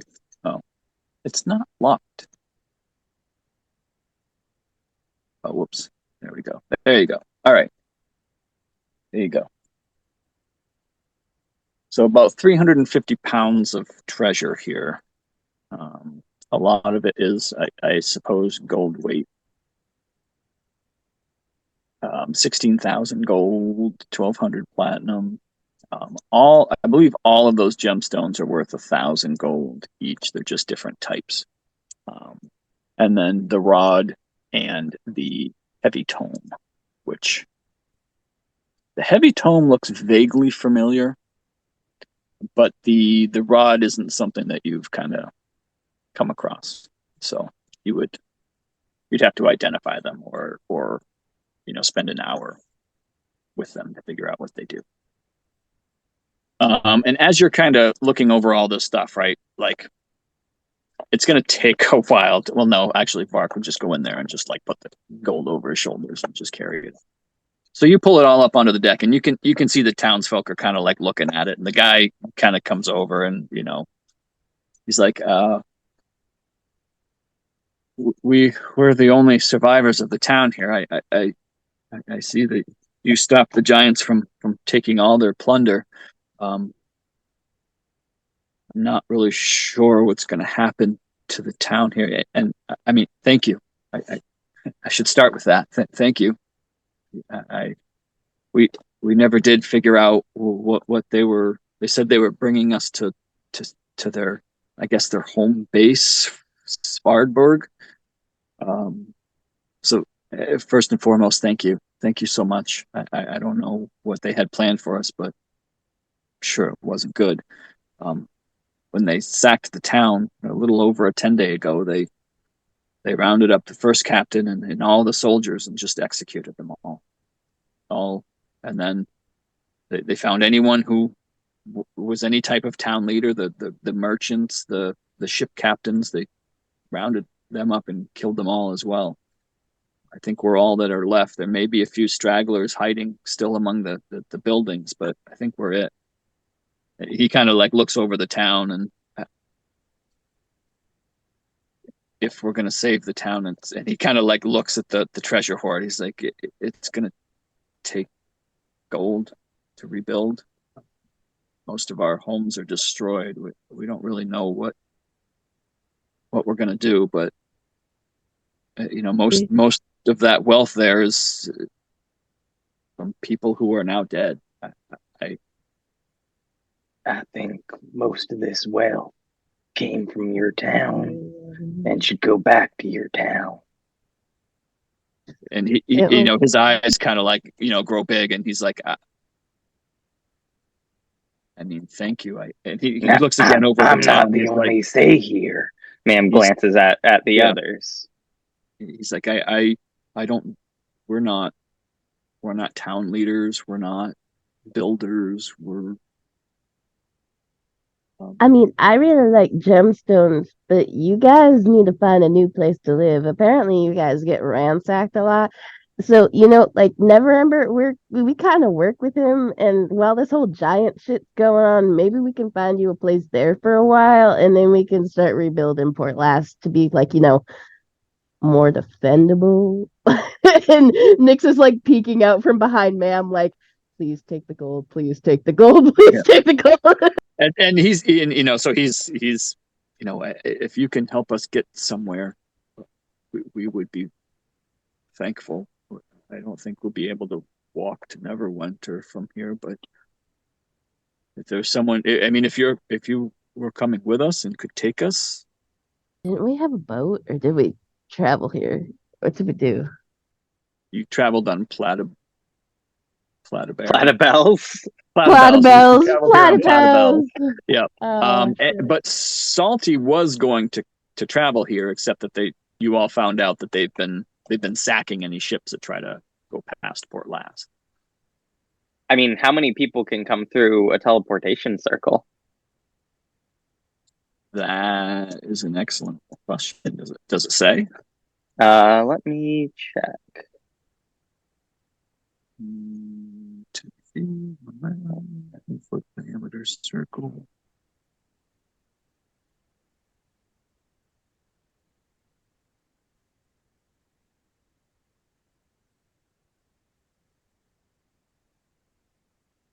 I mean, anyone that can stand within their walking speed of the circle, right?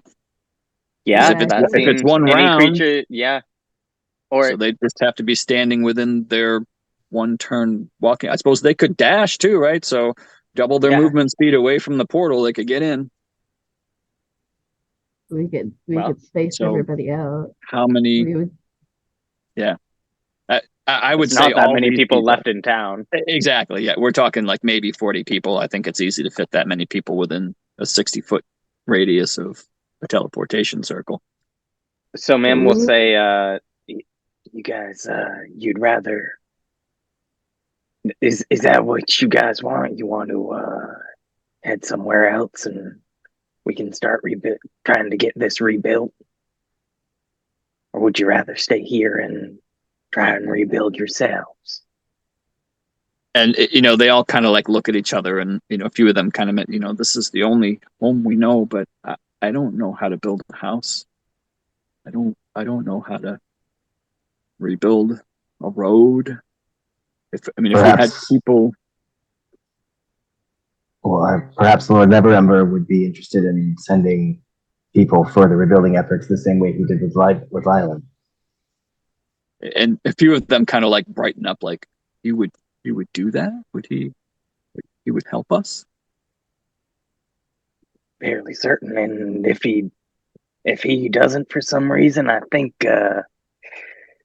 there's probably enough gold here to hire some hands. And he's kind of like, he sees there's sacks and casks, and I mean just more gold than these people have ever seen in their entire lives, and they're just looking at it like, I wouldn't. I mean, it can't hurt. Is there? We kind of need like a leader to help us, I guess, pay that out. the person at the bar, right? He's been helping you guys. I thought Herschel. And, And and they're Roy. like the monster. Well, okay, yeah. I mean, yeah, he's kind of scary, but he's kind of he's been here a long time. When people know him. I mean, Herschel's your best bet. He runs a business and he kept it going through however many times you guys got sacked. So you gotta take that into consideration. And you can see like there are a lot of people in the crowd that are just kind of like kind of nodding their heads like, yeah, we trust Herschel. Unless there's anyone else who wants to step forward. I mean, And everyone's kind of like, and the guy who kind of stepped forward, he's like, I'm no leader. I don't know anything about rebuilding. I would trust Herschel. I think he could help us. I think if he's staying, he kind of looks back at the people and they're kind of encouraging him. He's like, if Herschel's staying, we would stay. I don't know how to build a house, but I'm able. I'll swing a hammer. well, we'll be heading back to Neverwinter tomorrow, I think. So we'll meet up with Neverember and see about getting some help for you all up here. Now that the blockade should be lifted, I'm all of a sudden realizing would the blockade be lifted at this point? Yeah, that's something maybe Mishka mentioned, that it wasn't necessarily a blockade more than it was a few ships that they had, and when they got word that ships were coming, they would just waylay them. Okay. well, So you do feel like that will stop now that Port Llast is no longer occupied. Okay. yeah. So whether it be on ground without giants hiding in the trees or without Zhentarim targeting boats, we can get some supplies up here now. That sounds great. And so that the crowd seems to like that solution. They're totally on board. They're just thankful to be alive and now suddenly have an opportunity to maybe rebuild their lives. So don't seem like you're going to get much of a. Well, You guys, you don't. You don't mind if we keep that book and that rod and the gems, though, right? and they're like, this is more money than we can even possibly comprehend. You, we've never seen this much money in our lives. We've never earned this kind of money. This is the merchants and the leaders, and this is all their money, and they're dead. So this is rebuilding town money. So we gotta figure out how to divide it. Hirsch is he's the good businessman, so he's gonna figure that out. But we gotta get the situation for tonight sorted. And like Nyx is looking at the sky, trying to figure out how much time they have right now. You still got maybe another hour and a half, 2 hours, maybe of enough light to see by. Yeah, plenty of time for you to get this stuff like back to the tavern if that's what you want to do. All right. So Nyx kind of looks around. It's like, looks at ma'am.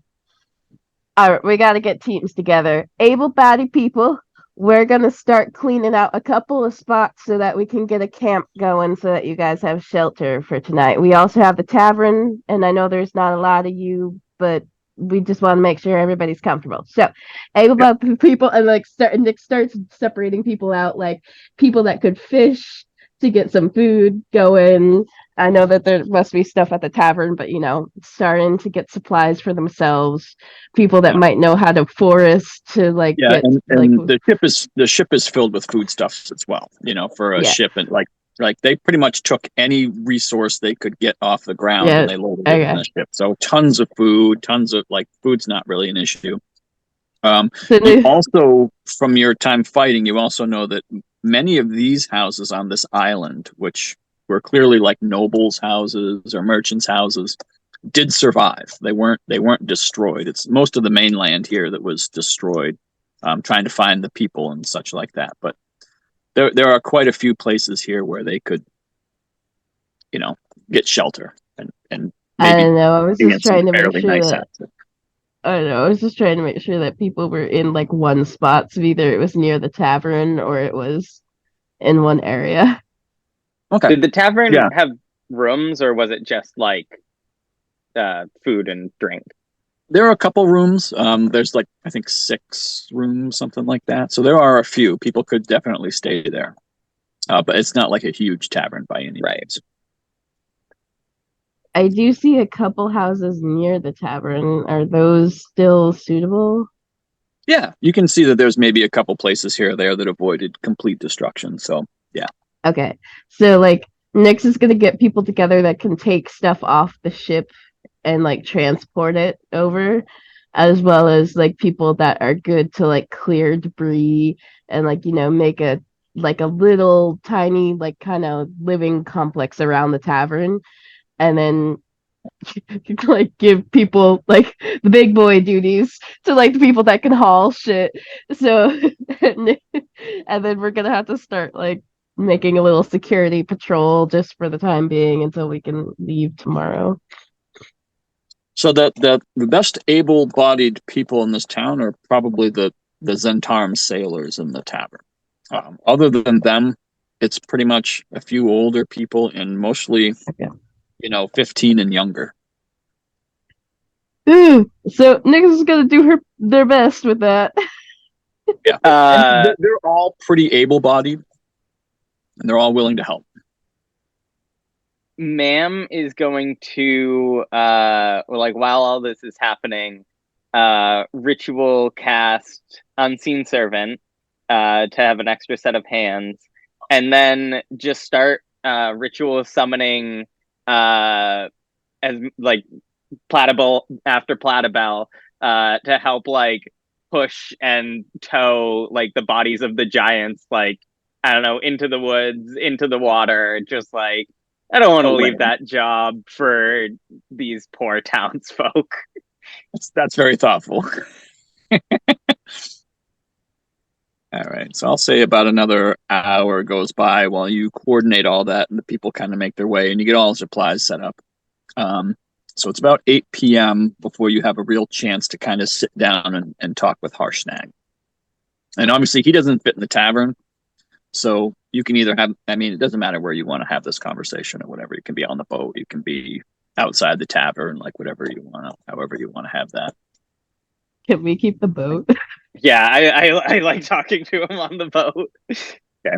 I mean, you can have the conversation on the boat. I'm not sure if you're asking if you can keep the boat, but you would need giants to run this boat. Like everything is giant sized on this boat. So, unless you kind of set up some type of rigging where you can like use ropes to pull the the giant steering wheel back and forth. You wouldn't be able to run the ship without at least 4 more giants. Looks like we need to make some more friends. I know, right? But yeah, let's have All our right. conversation with him on the boat. All right. So you kind of settle everything. You come back over here, and Harshnag kind of like looks at each of you, and he's just like, "I'm impressed. I did not think such small folk could kill an entire raiding party of giants. Well done." Yeah, we're the folk. The folk freaking folk band. band. The friggin' folk band. I like it. Oh, because you're animal folk. I get it. Good. Oh, is that why you got?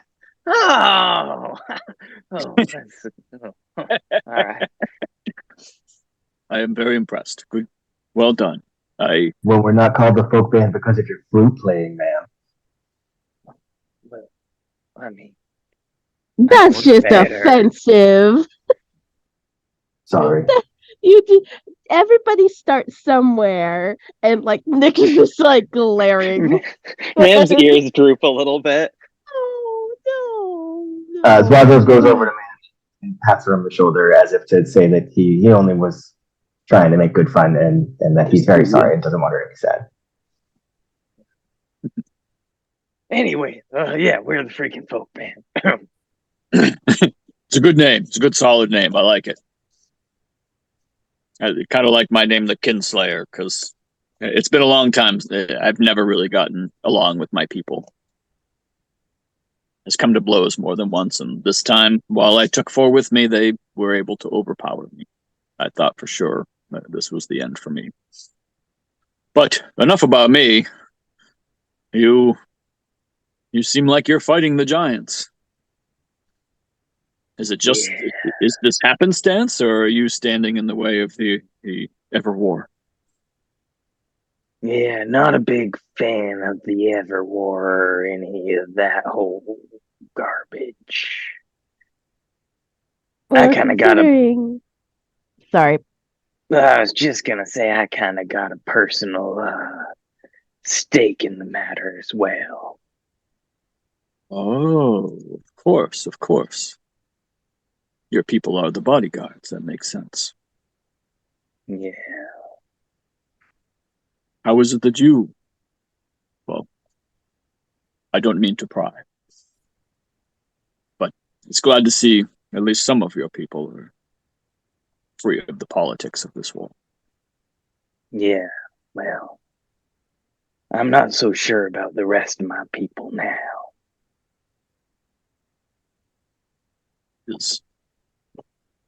They are great warriors. I wouldn't let them eat out either.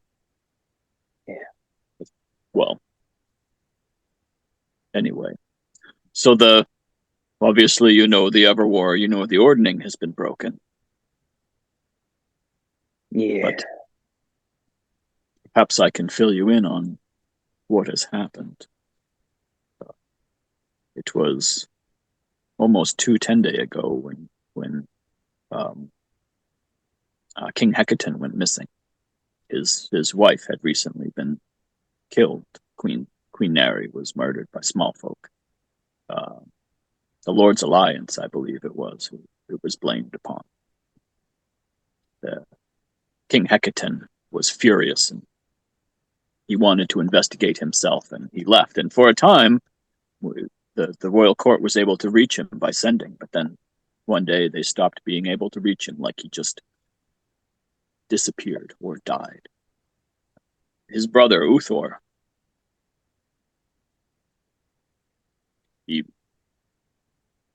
he blamed the small folk, and he led a raid. There were 2 small folk towns that he destroyed, looking for this Lord's Alliance, this group. And I guess he did not enact vengeance in the way that the Allfather would have wished. And then our people's leaders got What towns were those? I remember that all those small folk towns kind of sound as they were some backwater villages, as far as I remember. I'm not sure which 2. I can't think of the names, but soon after that, apparently. Well, that was one of them. Yes, Lylan. That sounds right. Vandalin. That was the other one. Yes, so you know them. Nyx is like starting to hyperventilate and like kind of just kneels down on the ground, like, yeah, they're real familiar. Sorry, keep going.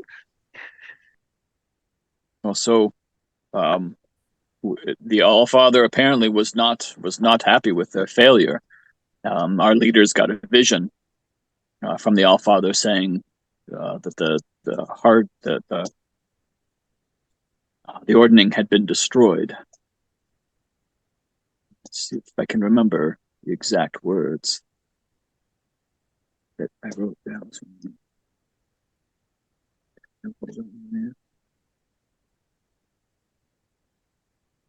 Pretty sure. Wrote it down. Now I don't know where I wrote it. I'll remember the exact words later. But the Allfather came to the leaders in a vision, saying the Ordning was broken, allowing the giants to redo themselves. Let's see, do I have it here? Maybe. And then after that, the Frost Giants, they came after Port Llast here. I believe that their idea was to put a chokehold on the north. The Fire Giants are rebuilding the Vonendad. It's a giant machine that they use to fight back the dragons during the Dragon Wars. Yeah, we heard about that. Yeah. Last I knew, the Cloud Giants were gathering weapons, giant killing weapons and dragon slaying weapons. They're preparing for the Ever War. And the Stone Giants have been quiet. They seem like they're happy in their mountains, although they've been more secretive as of late. And the Cloud Giant, I mean the Storm Giants, well, I imagine they're amassing their armies to prove to the other giants that they are still top dog. But there seem to be factions within the Storm Giants, and from what I've heard, some believe that King Hecaton is not dead. And if he's not dead, he can restore order to the giants. If you wish to stop the war without trying to kill every giant on this continent, I would suggest you try to find Hecaton if he lives. He may Remind me, how is it that Hecaton theoretically died? He was out investigating what happened to his queen. It seemed he didn't believe the reports. He left. He simply left the maelstrom, and for a few days they were still able to reach him, apparently via sending to make sure that he was well. But then suddenly they just stopped being able to reach him.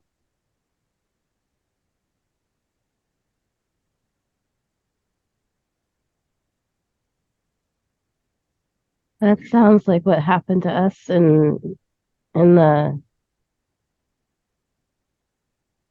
Feywild. Like something was blocking the magic. It's possible, or he's dead. Well, yeah. Well, they thought we were dead. But... it would seem if he were dead, they would just resurrect him. So perhaps they can't find his body. I'm not sure. You know anything else about what happened to his wife? Where he was looking for her? From what I understand, she was meeting with the small folk. She's always been a proponent of dealing with small folk and not warring with them. For many, many months, she had met with them, and from what I understand, she went to a meeting with them, never returned, and when they went to check on her, they found her body. And something about the Lord's Alliance, I'm not sure why they believe it's them. A token, I believe it is. Oh, that's not good. And do you know? None. Do you know why? Was there any reason in attacking those towns that they did? Uthor said that they also tried to assassinate him. Some event earlier where small folk lured him to the town and tried to assassinate him. He was working with someone, Blix. He was working with someone called Blix, Jesus. and he was lured to a town, and then he says the Lord's Alliance tried to assassinate him.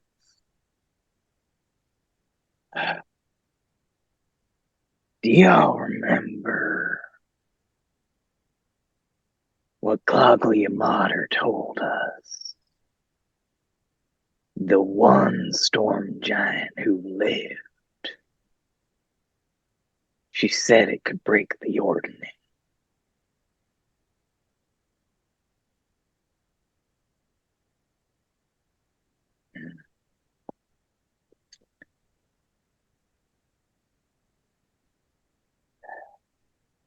Yeah, I think so just Harshnag, this might have been our fault to begin with. Like I know tensions No, were no, no.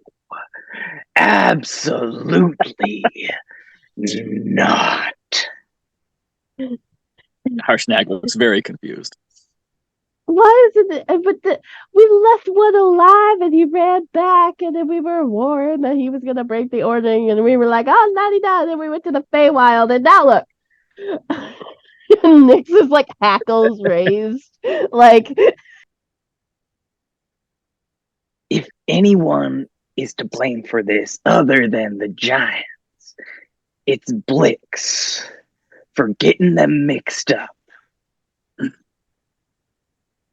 so you think Blix was in the game longer than we've been in the game? I don't know. All I know there was no assassination attempt. They were attacking a town. We were defending. There was no assassination. It's they're not even getting the facts right. Did not play out the way he says. Interesting. No. Blix and her associates and those damn storm giants were trying to attack a town that was under our protection. Interesting. Well, Uthor is the brother of Hecaton. He stands to inherit all.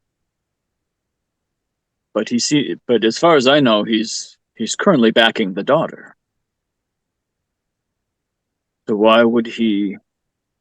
Would seem an easy thing for him to claim the throne. Interesting. And there may be more here.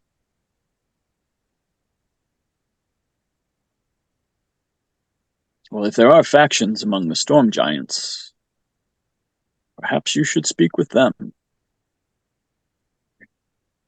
There may be those willing to speak with you, if you can somehow prove what Uthor says is false. Yeah. Jeez, I don't know how to prove that, but You know where any of those factions are? They would all be at the Maelstrom. I think that's where they live. somewhere in the middle of the ocean. It's underneath the ocean. I don't know. But getting there, well, you could use one of the conches of teleportation, or the conch. All the giant leaders have a talisman, a necklace, a black seashell, a conch, that when used teleports them to the maelstrom. They use it for their meetings. If you could get one of those, you could visit them at the maelstrom.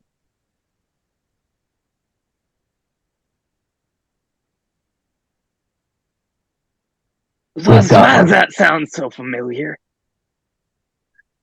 Because Do I have it? no, I buried it in the sand on the beach. It's not the same one. Oh, I'll give you that right now. That is not this. It's not the same one. so it's a totally different magical black punk. I made up that other thing, and then this module says that they have conch of teleportation. It's just totally Fuck me. totally random. I mean, I could pretend it's another seashell, but that's why I'm telling you right out. Like, it's not the same shell. It's not.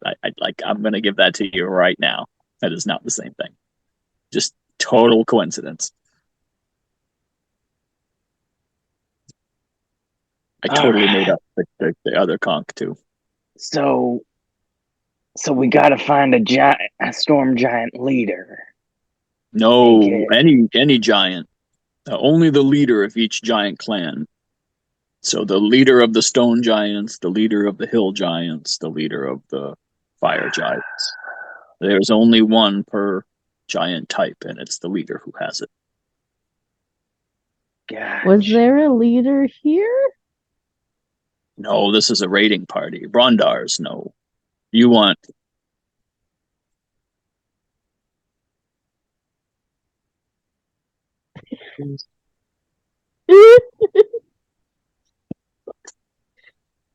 you want Jarl. Jarl. Yeah. Jarl Storvald. He is the leader of the Frost Giants, and they live on Svarborg. It is the iceberg near 10 towns. You know what? I think we need to give all this information to fucking Never Ember. Okay, not in character. I'm getting a bad migraine right now. Oh, So no. I'm really trying to focus, but my brain is like, okay, great. I need to give this information to other people.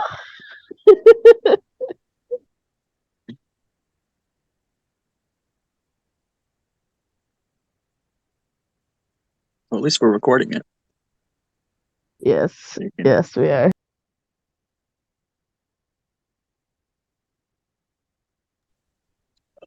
Let's see. Okay. What other questions? Do we have other questions? I feel like we had other questions.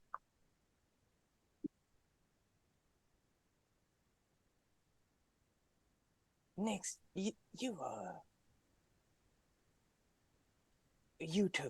a sketch of those carvings inside that chamber of the mountain and the water. Oh, yeah. And Nyx is gonna flip through their book to the like the I think I did a rub instead of a drawing. And I was gonna flash it up to Harshadag. And he just kind of looked, he's like, what is this? That look familiar to you at all? You know, that location look familiar? And he kind of looks at it, gives it. No, not something I recognize. Worth a shot. What is this for? It's about my people. I see. Yeah. All I know of your people is they are the royal guard for the storm giants, and I believe the leader is also at Maelstrom as a guest. Guest. Yeah. Guest. Guests can usually leave, though. Yeah. Well, they'll be seeing some guests soon. I'm sure they will. Swazos Nix, I don't know if I have any other questions for our friend here.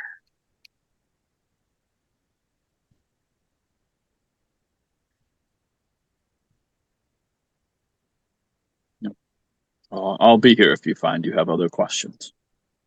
What's next for you?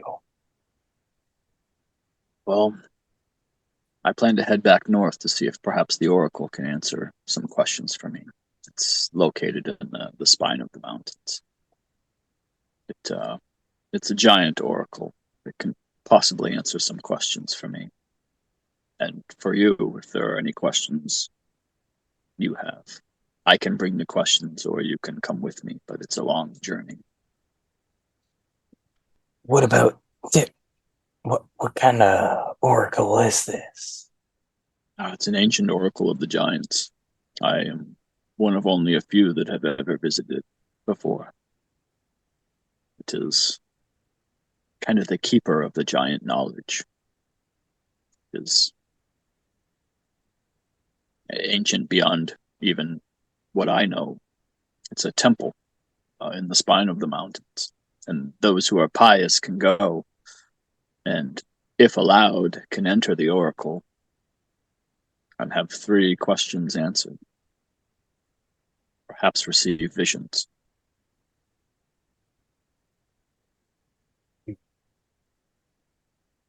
When do you intend to set off on your journey? Now that I'm free, I plan to set out probably in the morning, but unless you have use of me, I owe you my life, friends.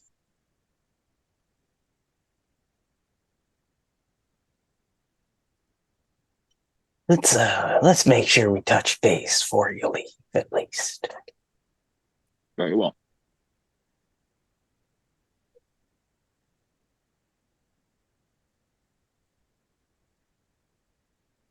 So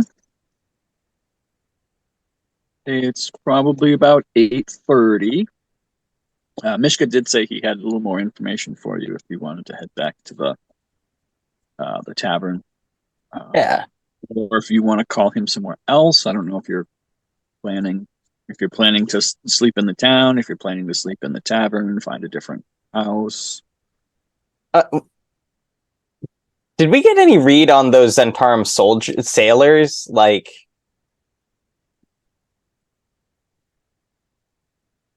They kind of seemed like they were loyal to Mishka. okay. But he would tell you that they were all very low level, fairly new to the Zhentarim, and most aren't, dedicated killers. They're really just sailors. Well, maybe the town has a little bit of a guard faction. Yeah, I don't know. I think I feel fine meeting with Mishka in the bar. Yeah, I agree.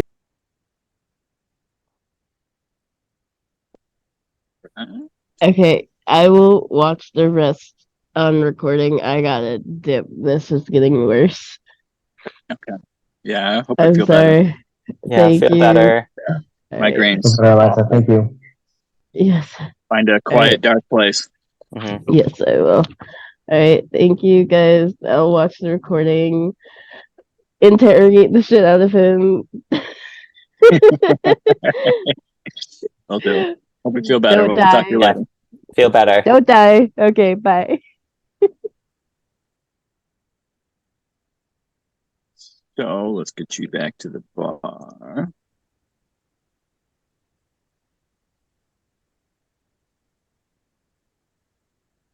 Nick is the host now.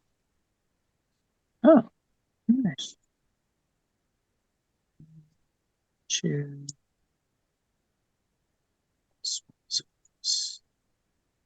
Yes. Buble. And back to the tavern.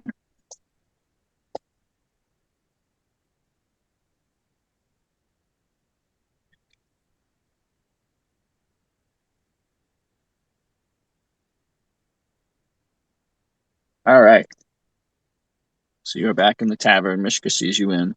At this point, like, all the best booze in the place is being just like handed out, like it's last call forever.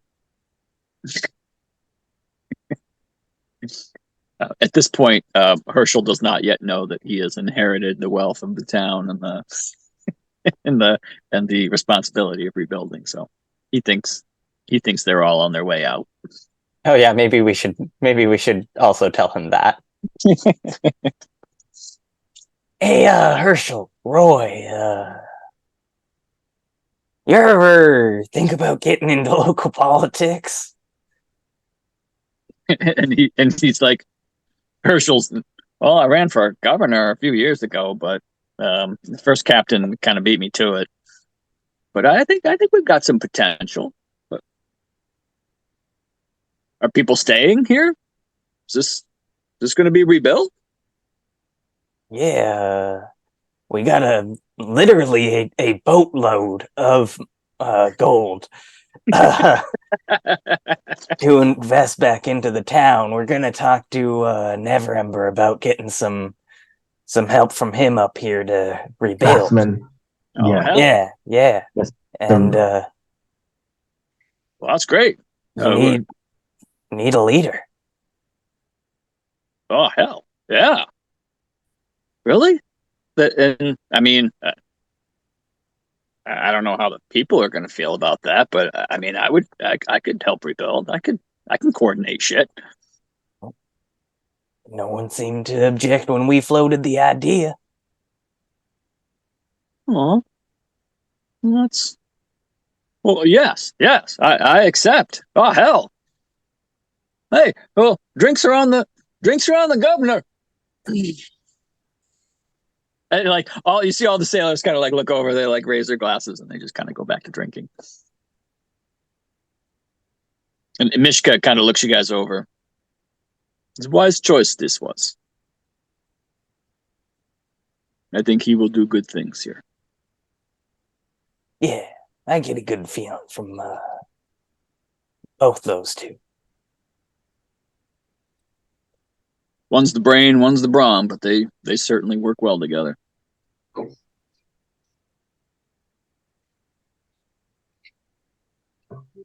So yeah, if you have some time, I'll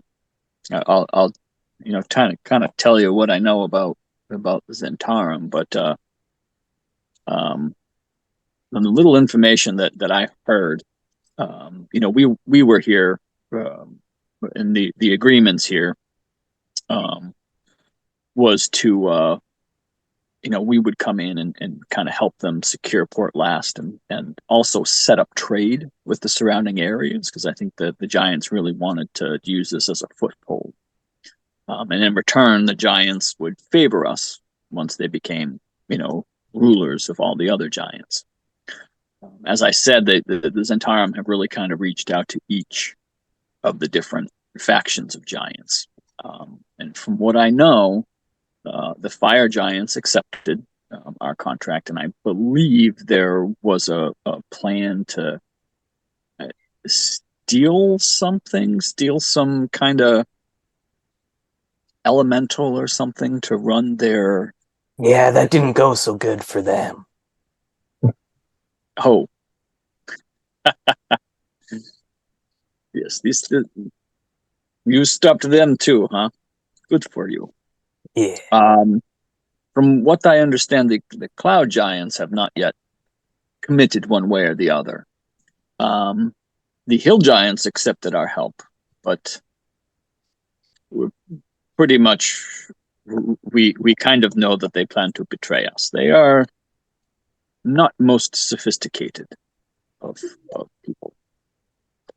So far, these stone giants have rebuffed all attempts at communicating with them. As far as I know, they have not even heard the terms of our of our contract. And the Storm Giants, there seem to be two factions within the Storm Giants. We have worked with one of their factions in the past, and the other does not seem to want to work with our organization at all. So I'm not sure which faction is which, or if the ruling party is part of one faction or another. But not that's what I know of them. But the contract, the agreement is the same basically for everyone. We provide help integrating the giants into the already, in place infrastructure of the world, and they give us preferential treatment once they are in charge. As I mentioned, there is a bounty on your heads. But what is interesting is that I believe it was a private contract. I know the council has been made aware of your interference, but the Zhentarim doesn't typically put contracts out. They simply just take care of it themselves. But in this case, apparently there was a private contract involved with this. I think that is why there is the option to bring you in alive. Some wealthy, what was it? Firestone, some enclave, some I don't know. As for me, most of my, well, I wouldn't say most of my time, but I have a house. It's a sublet in Wumford. Most of us higher ranked Zhentarim have houses in Wumford. That is where we get our orders. In between missions, we just live in Wumford. There are many other Zhentarim there, and there are many that I don't believe are Zhentarim.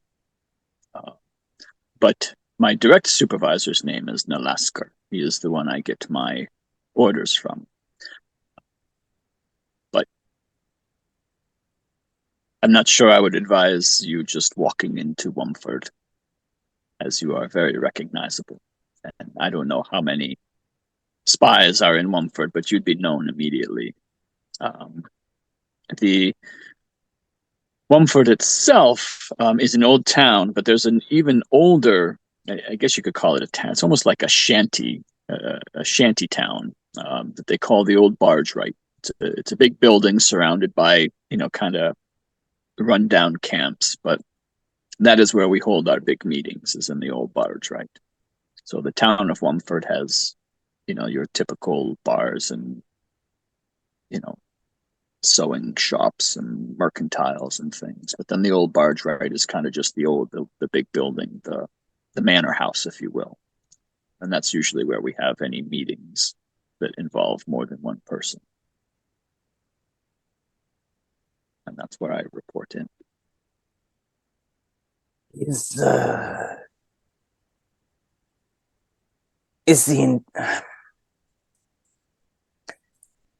Is the leadership of Wumford entirely Zhentarim? I don't know. We're, I'm low enough where I'm not told everything for sure, but I'm high enough where I understand some of the organization's plans. I know a good number of the Wumford residents, like myself, are Zhentarim agents. It would surprise me if the leaders were not Zhentarim, but I can't confirm that. It would seem people might get suspicious after a while if so many of us congregate in one place. Yeah. But I don't know for sure. Huh. We don't generally interact with the leaders of the town. When we interact, we go to the Old Barge Right, and we get our orders there.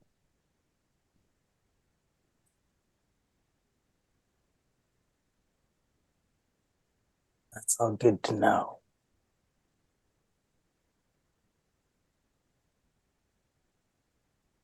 So what do we do now? Well, We rest and head to Neverwinter, like Nick said. I think we head to Neverwinter, but I also gotta say, I'm intrigued in this giant oracle. Could answer some big questions for us. Do you think we can get there? Do we seem to recall possibly have another reason for heading north?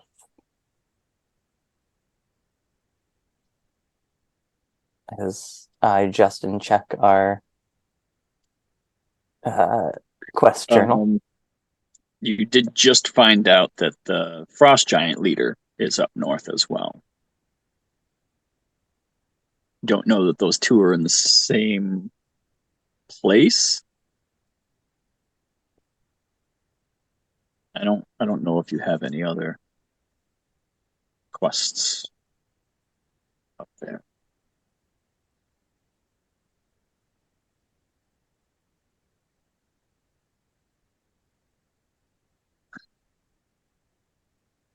And Harshnag will tell you that the Oracle it's probably about 3 days distance from Mirabar. That's the closest human town. Oh, and Nyx has a giant map. That they can pull out. Say, okay, where's the Oracle? And he's like, oh, it is. And he points. He's like, if you go to Mirabar here, it's interesting that your people apparently know of the Oracle, but they call it something different. It would be the Eye of the Allfather. How did your people learn of this place? He's like totally confused. Does ma'am know anything about the Eye of the Allfather? I think so.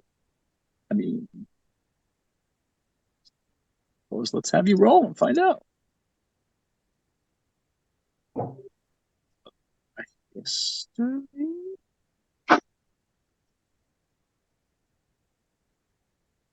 I'm gonna use my inspiration. Ooh, all right. Do it. Let me get things out from in front of the thing so I can see my own roll here.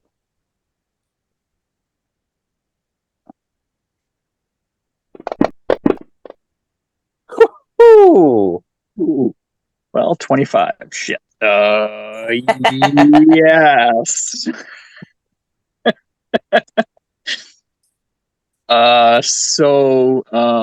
Ma'am kind of vaguely remembers a few stories from your elder Jezra about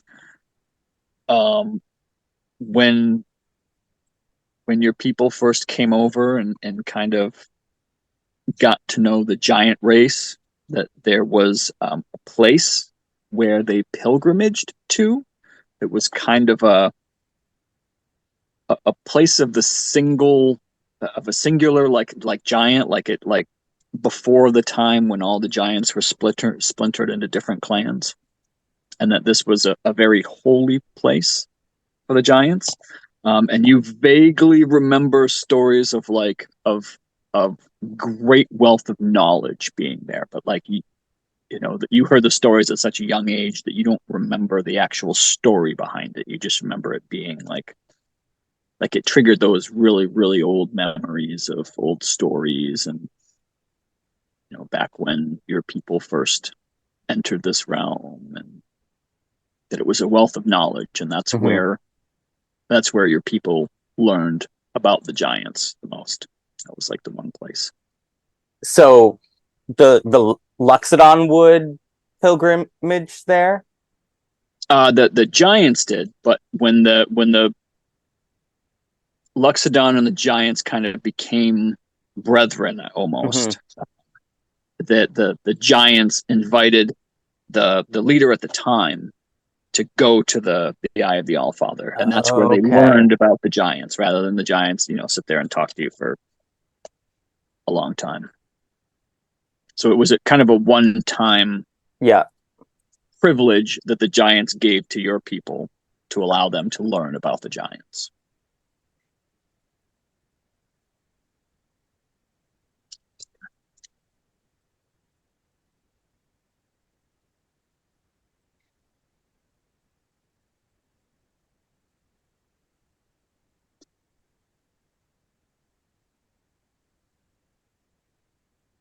Oh my god, it's so much. So much lore.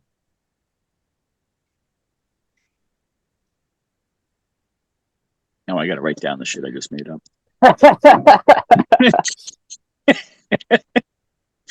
Damn those Have that 25 problem history sometimes. rolls. Yeah, I know. It's pretty much whatever you were going to roll was going to be a no, you don't remember anything. And then you used your inspiration. And I was like, ah, shit. Plus Now, 9. I'm going to know something. I'm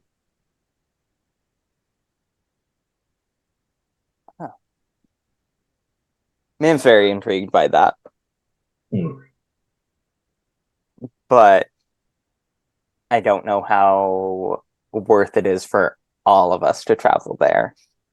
Well, I think that if I'm following everything correctly, and there's a very, very decent chance that I'm not, so correct me. It sounds like there's this sort of overall kind of giant authority, like this king that is thought to be dead, and that might not be, and that if we can find him and find out that he's not dead, then he can kind of sell this whole fucking thing. It's kind of like a one-shot way of putting an end to this whole fucking war. I struggle to think of anything unless we get more information on Ibn Death's phylactery. I struggle to think of anything that could possibly take higher priority. So you think it would potentially be worth going to this to try and find that information? Yeah, and I mean, like, we can get there in 3 days, assuming that you have a teleportation circle from Erebar. I don't think I do. I'm just looking at my search. Oh, no, I do. I lied. I was going to say the Harpers have one that goes Yes. there, and I think you got the runes. Yes, I do. Because you have been there. Okay, yes. I had somehow, that was the first one in my list of Harper circles, and my eyes did not see it.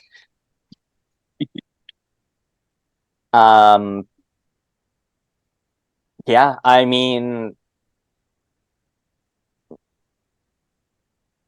do you think that it is worth all of us going there? I mean, I certainly don't think it's a good idea to split the party up. Yeah. Please don't.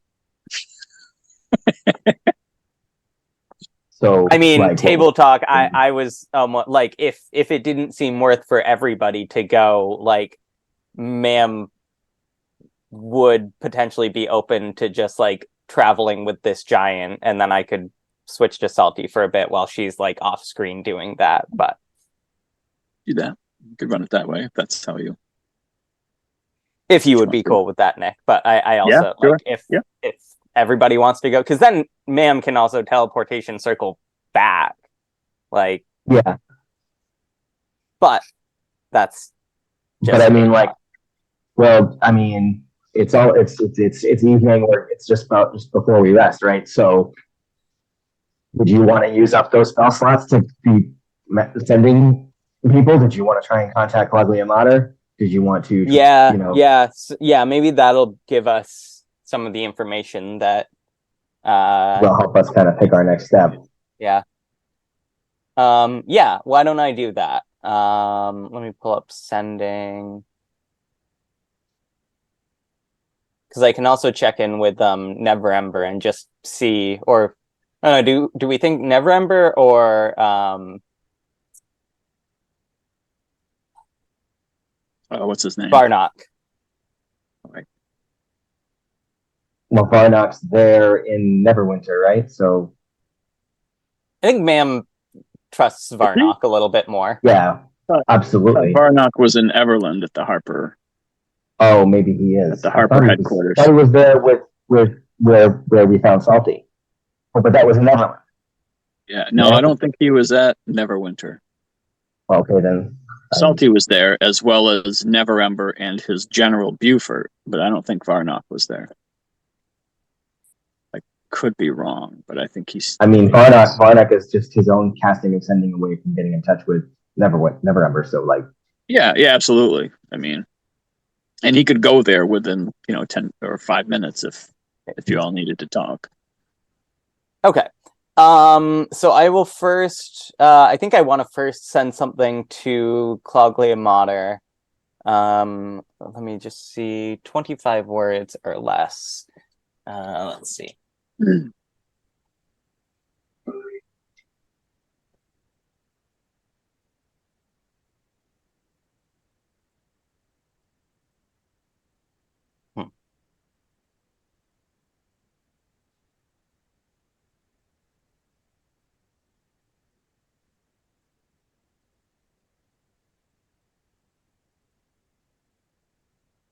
I'll be right back. I'm gonna go to the bathroom real quick while you craft your 25 words.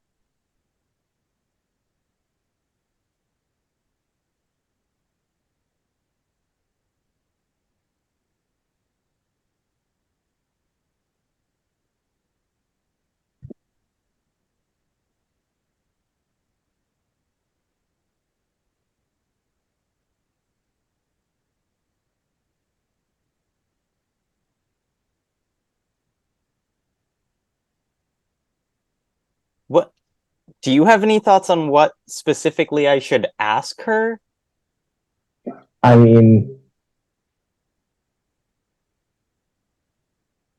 if basically just about even death is what I was thinking. Like, if she's got any kind of knowledge of Eben Death's kind of resurfacing, or what they might be up to, if anything, or what kind of a threat they pose to us right now.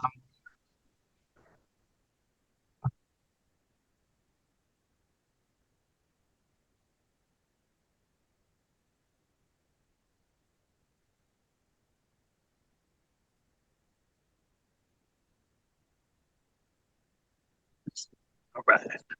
Correct me if I'm wrong. We've confirmed. Well, we've gotten reason to believe that Evan Death wasn't responsible for the destruction of Island. Yes, that is what we just found out. So Ma'am at least feels, as much as it still sucks that they were destroyed by giants, the thought of them being destroyed by Eben Death is far more terrifying. So she's feeling at least a little bit more okay about that whole situation. But also now feels less our fault. Yes. But now also feels a sense of, maybe there's a chance that we can still get to his phylactery and destroy it before he regenerates. Yeah. Let's see.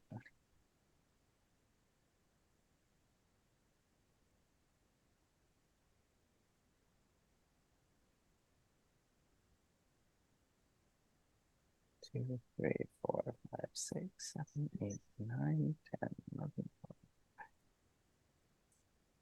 12, 18, 19, 20. This seems pretty general, but I think we're kind of just looking for general information, so we'll go with that.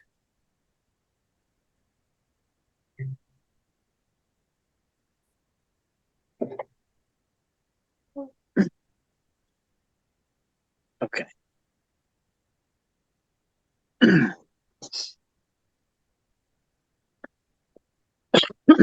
Let's see.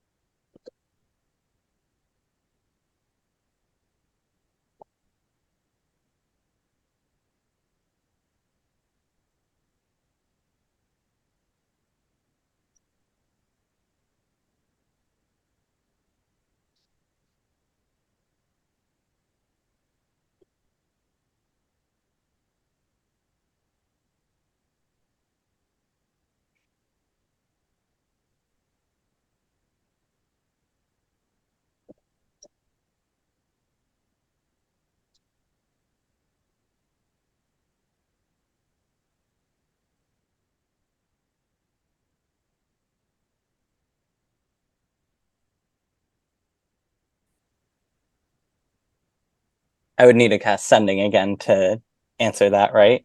Oh yeah. Let's see. As you're contemplating another sending, you hear her voice in your mind again.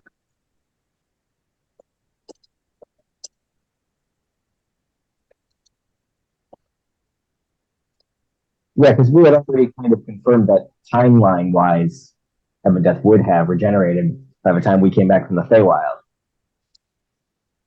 Yeah, But I think I remember during the final battle, Cogway Minor saying to Heaven Death that she knew about the phylactery. Mm-hmm. And but she said it in a threatening way, as though she knew where it was, as though she had some kind of. I mean, she could have been bluffing, but I think what you're remembering is that she threatened him that she was going to tell you about his phylactery, that like what a phylactery is, and that it's his kind of path to immortality. What she told you originally was that she assumed that his phylactery would be across the sea where he came from, because that was his seat of power at the time.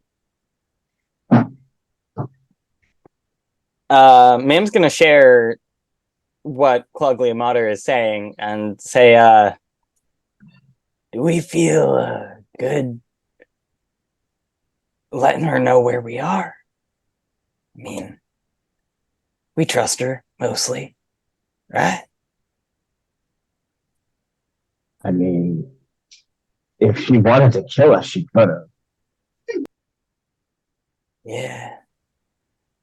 But also, shouldn't she know where we are? Can't she, like, see a bunch of stuff?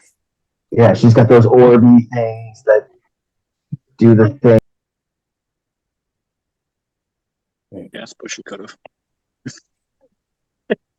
Well, actually, there may actually be one of you that she can't spy on.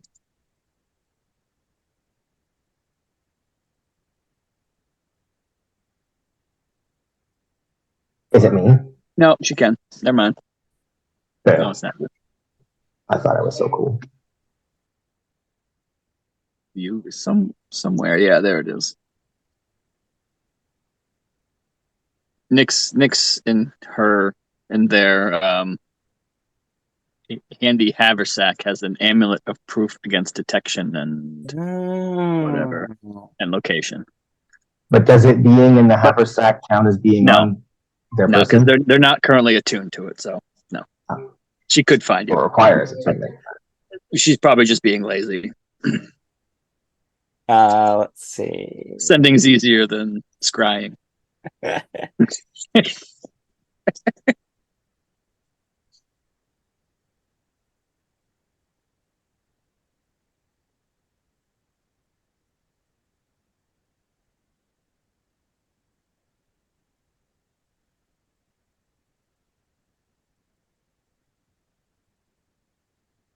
I have to go.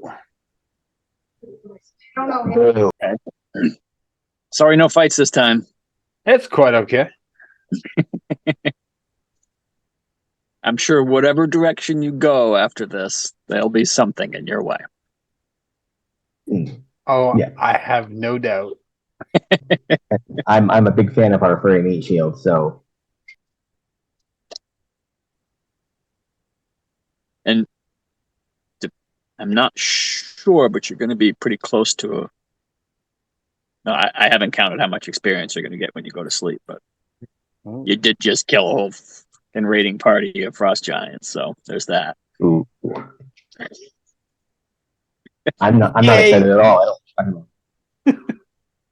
You guys are going to be level 20 before you get anywhere near the end of this adventure. I have to start throttling you. Be okay with that. Yeah, I mean, we could get to level 20, and then we could figure we'll use just dog rules or something like that. Right. Then you're just going to wish whatever you want. Well, do sorcerers get access to wish? Yes. Okay. Oh, but are you going to get high enough to get there with all your warlock Yes. levels? Oh, you are. Okay. Yeah. I will. I will get the opportunity to learn one 9th level spell. Oh, I guess I could learn a I could learn and swap for, so I could get access to 2 ninth level spells. I'm hesitant for one of them to be Wish, just I know. because, It's like, kind of cheesy. I mean, you cast it, and then there's like a 1 in 3 chance that you can never cast it again. Well, you can cast it as often as you like if you use it to cast another spell. Like that's the main use of Wish, is you could just cast any spell you want. And whether it's on your spell list or not, or anything. Exactly. Yeah, you can just 8th cast level or any spell. lower. Yeah, any 9th level or lower spell, you can just cast it. I'll catch y'all but- later. See you All right, guys. thanks. we'll see you, Chris. Maybe next Sunday. Hopefully, maybe, possibly. I'll be around. I'm free, so. Definitely. I mean, definitely not for me. Oh, definitely not for you. Okay. All right. Bummer. Okay. But Yeah, but the whole Wish thing, if you don't use it to cast another spell, then there's a chance that you can never cast it again. Yeah, but it's like asking a genie for something. Like your wording has to be specific, or your DM messes with you. Maybe. I don't think Wish is gonna be Mam's style. We'll see. and I just, If/when we get there. I mean, just based on my like kind of interpretation of it, I don't know. People talk about Wish like it's the best spell in the game, and I just, Well, I mean, it is because it can be any other spell. Like, there's really no point in taking a different spell than Wish, because Wish can cast that spell. except unless it's another 9th level spell. Right. Oh, it can't do 9th level spells? Is it just 8? No, 8th level or lower. Yeah. Oh, okay, I didn't know that. Then yeah, that's fine. I mean, I probably would never take Wish as a character either, just because I'm not that into game-breaking spells, but I can see that it would be really handy to have in some situations where you're kind of screwed otherwise. Like if you could cast 9th level spells, then yeah. Yep. But all right, because then you cast True Resurrection. Port Llast is continuing everything tomorrow, never winter. Wow. Okay. All right.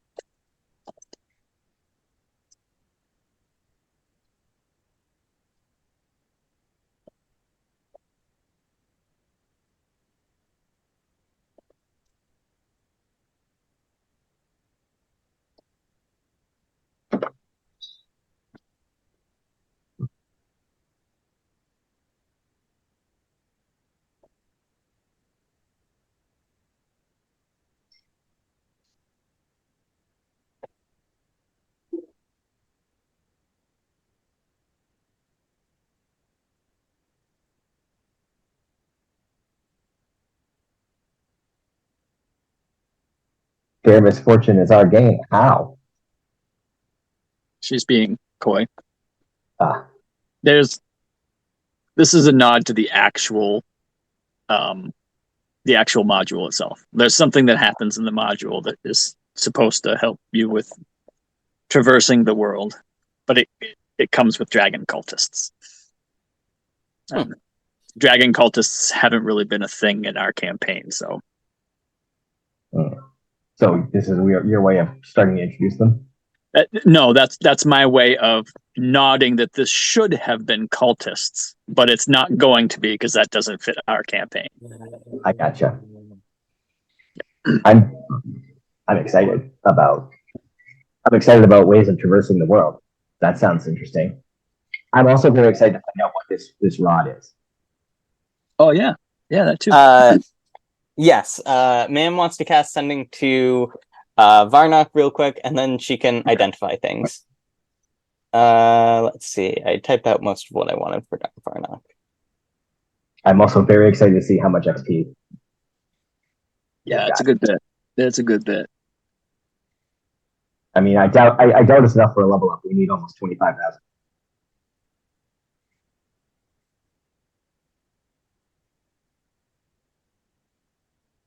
I don't know how much a frost giant's worth because I didn't look. It's a lot. Despite how much I tempted I was to. Okay. Yeah, if you need 25,000, that's not going to cut it. This is a huge amount.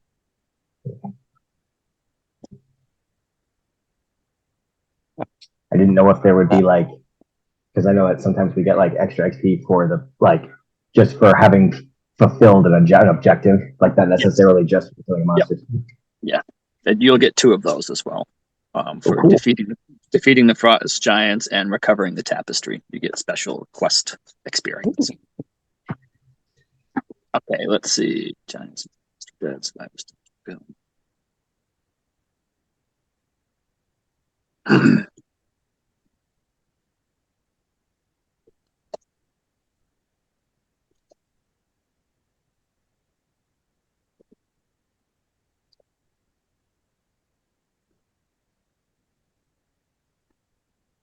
What's that dude's name?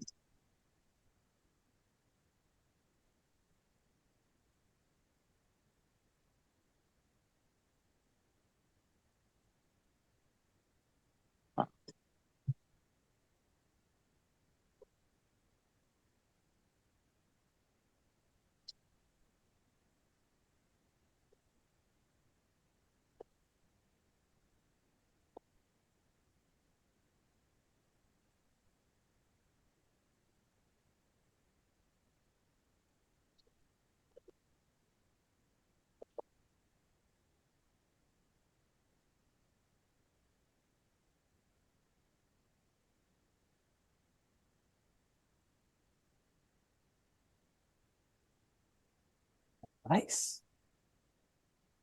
Did we request advice?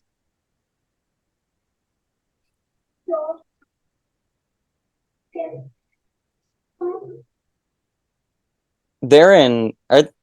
Is the Harper base in Mirabar?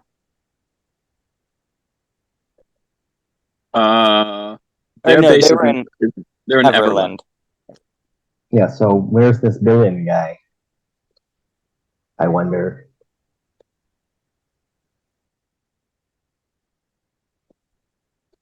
Well,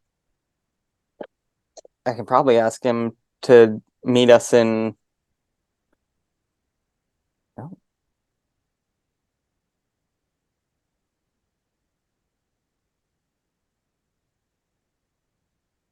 I'll say that Varnock is asking about us going to Everland for info and I mean, is it? How much of a toll does it take on you to have to cast teleportation circle so many times? I mean, I can cast it once to get to Everland and then use their pre-existing network to get anywhere else. So, Yeah, I mean, same we is can. true. Yeah, same is true of Neverwinter. If you go to Neverwinter, you can then go to the. You can So then man use doesn't actually have to yeah. use a spell slot to cast as long as she's going from a teleportation circle? Their network, yes, their networks are set up so that the energy is already there. The Harper's networks are set up that right. way. Then that sounds good. So we can let's rest and go to Neverwinter and then go to Everland and then go to Mirabar. Yeah, we can hop all over the place, I suppose. Yeah, we want to do Neverwinter first. I think so. That's if that's where we're going to be. Oh no, people are coming with us. You said you had wanted to bring Mishka to Lord Never. Oh, that's right. Yes. And is that where Nyx's Emerald Enclave contact is? Oh, that's where what's her name? Agatha. Yep, that's where she originally talked with Agatha and got the quest for stuff. So we'll plan Neverwinter first, check in with Neverember, drop off Mishka.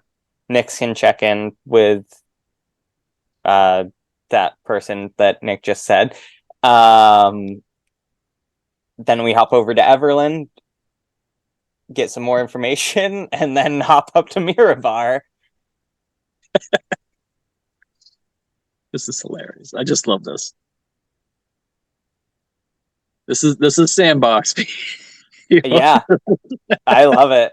High level D&D is insane. Yeah, this is crazy. There's so many things going on in the background. It's just wonderful. I mean, while we're going to be hopping around, is there a Harper teleportation circle anywhere near Riverton or wherever that the guys got my thing? Yartar and Loudwater, I think, are the closest places. I don't know exactly. Oh, Loudwater's pretty close. Yeah, I didn't realize they had a teleportation to Loudwater. That's just north of where you wanted to go. Define pretty close, like half a day's journey. Here's the map. Okay. Loudwater is here, Okay. and the place that you were told to go is right here on the edge of Southwood. So, Hang on, I gotta. Oh, there's no key for a scale. no, there isn't. But you eyeballing it a day and a half, maybe, to like walk foot? through the woods. Yeah, like on foot. Yeah. What about just for me? So half that? Yeah, would be half that as the crow flies. So it'd probably take you a day.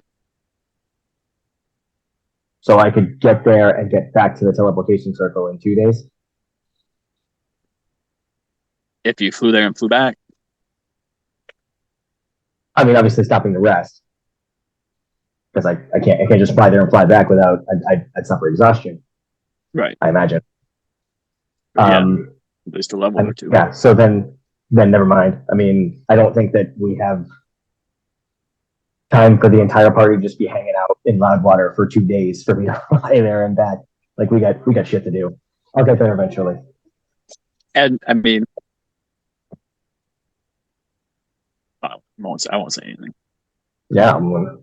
I'm not sure what you think the likelihood is of you just walking into that town, grabbing your item, and walking out. Well, I thought there was a guy I was supposed to meet because he's got it for me. Yeah, like, there is. Contact. Yeah, exactly. Yeah. I mean, if I were going to make it that easy, Michael, I would have just given it to you. I guess that's fair. That makes sense. Okay, now I'm excited to see what I run into when I get there eventually. Let's. Ooh. You're out ascending slots, right? Well, so I'll send this back to. Yeah, you have a reply now to Varnock.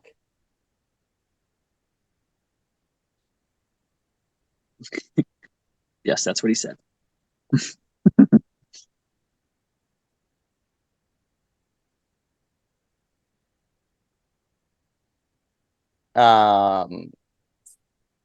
What were you thinking? Because I have one more slot that I was thinking I would use to tell Cloglia Mater where we would be. But what were you thinking?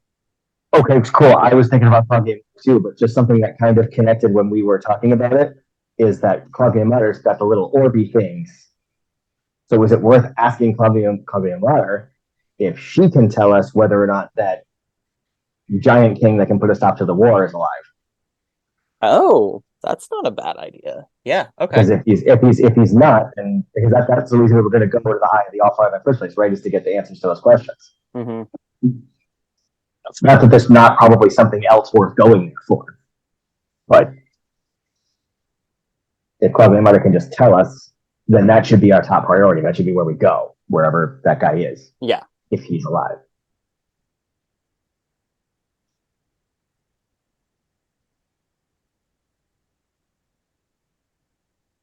I'm a little bummed. I was kind of hoping we were going to level up. I honestly thought you were. I didn't realize. I thought you were closer than you are. I didn't realize. Yeah, so did I. So, yeah. But then I remember because we leveled up twice in the big final battle. and Jesus, yeah. and then uh, and then well, after that first level up, we were already halfway to the next level. Yeah. So then we leveled up again, and I guess that put us in a little Yeah, a big gap. yeah. Yeah, I mean the gaps are It's funny. huge at these levels. Yeah, I think it comes out at 40,000. The last two levels are 40,000. Holy crap. So 50,000. 19 to 20 is 50,000. Oh, okay. Let's see. Yeah. Yeah, 14 to 15 is 25,000. To 16 is 30,000. Then another 30,000, then 40,000, 40,000, 50,000. Some big chunks. That will be my last sending slot to Cloglia Mater. And I can officially say that I have spent all my spell slots in one day. That's Nice. balls, man. That's a balls. lot. I love that so much. I've taken a good chunk. Oh my God, Jesus Christ. I've got 2 sorcery points and then 2 first level and 3 second level spell slots. I think I've used all my fighter abilities, my runes and everything. Used my second wind, action surge. Used my arcane recovery. The I've used only the stuff I Hexblade have Curse. left is a couple blade songs and a couple giant smite. I've used my Hexblade's Curse. I've used up all but 1 charge of the wand and magic missile because I didn't want to risk rolling a 1. I think I set up my clockwork amulet. Oh, there you go. So let's just hope we don't get attacked in the middle of the night. Oh, I think I still have Favor of the Gods. I only clicked that off because I had it previously.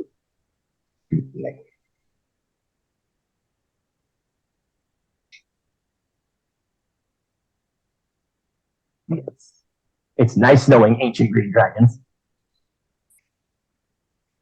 Get to have friends in high places. It's true. I wish. Let's see.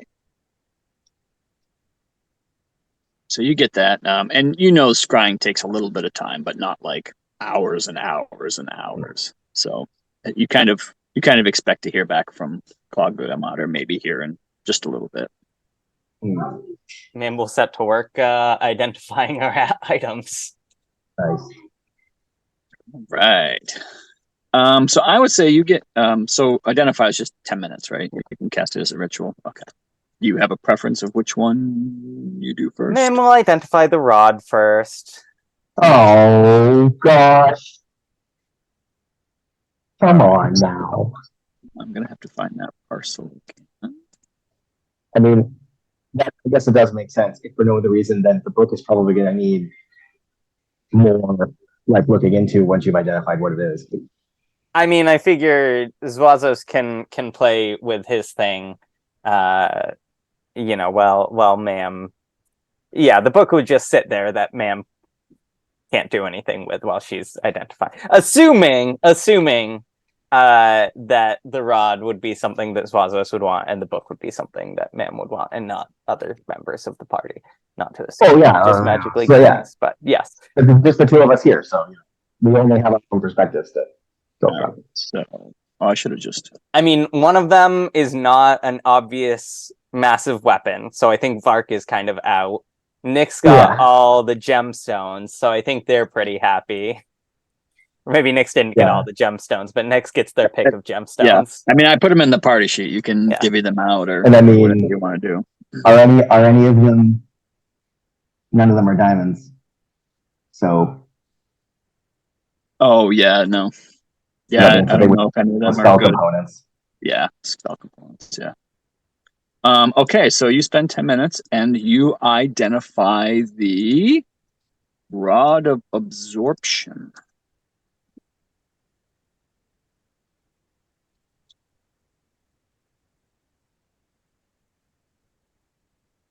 Oh. Oh. Oh shit.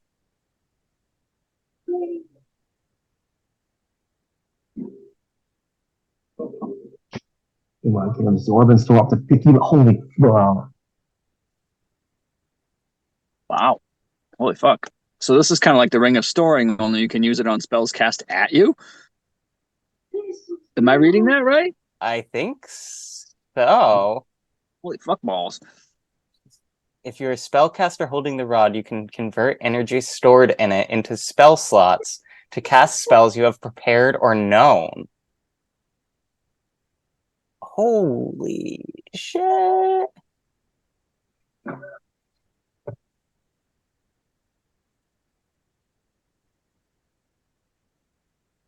I the thought new that was the rod has weaker of the 1d10 items. levels of spell energy stored in it already. Wow. A rod that can no longer absorb spell energy and has no energy remaining becomes unmagical.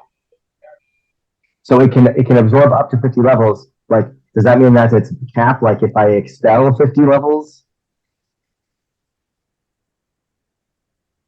like if I save some space in it, can I keep using it, or is it just once it's absorbed 50 levels worth of spells, it's done? I mean, I'm tempted to think the latter, just because otherwise would be. I don't understand. If it can no longer absorb spell energy and has no energy remaining, it becomes non-magical. So, I mean, if it has 50 spells in it, then it has energy remaining. And if it runs out of energy remaining, then it should be able to absorb a spell. So I don't understand how it becomes non-magical. I think what's Well, it says once a rod absorbs 50 levels of energy, it can't absorb more. Right. Oh no, it says the rod can absorb and store up to 50 levels of energy over the course of its existence. yeah. So like, yeah. So once it gets 50 levels worth, I it's see. done. Yeah, once it absorbs it, then that's it. As it releases it, that's it. right. And I think then what it's also saying is once it's reached that threshold, and then once you've also expended all the energy from it, it's not magic anymore. Yep. Okay. Excellent. Wow, that's pretty good. That's pretty awesome. That's still pretty powerful, but freaking badass. it's also kind of single use where it doesn't last forever. Yeah, I like that. I think that's appropriate power level. That's pretty cool. Yeah, I think so too. That's a neat way of kind of limiting it. But I mean, like, just the ability to like if you get targeted with something, like, that's huge. That's Yeah. Now,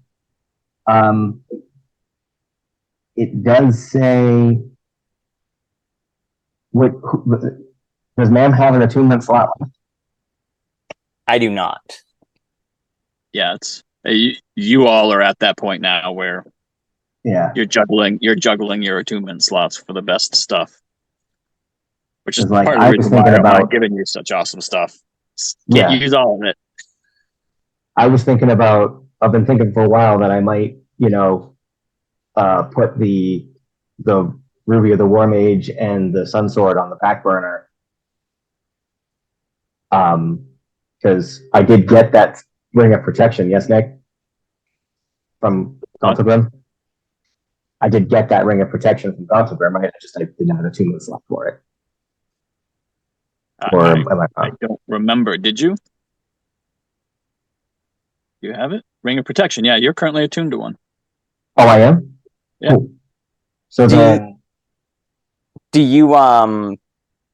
does the Sun Sword itself require attunement, or is it just the Ruby Yeah. of the War Mage? Yeah. It does. I mean, I was kind of fingers crossing that Nick would allow me to bond Ruby with this sword and let me get away with one attunement slot, but he's already given me way too much. So, like, it was a pipe dream. But I could end my attunement with those two items, and it does hang on. I want to see if it says. Oh, yeah.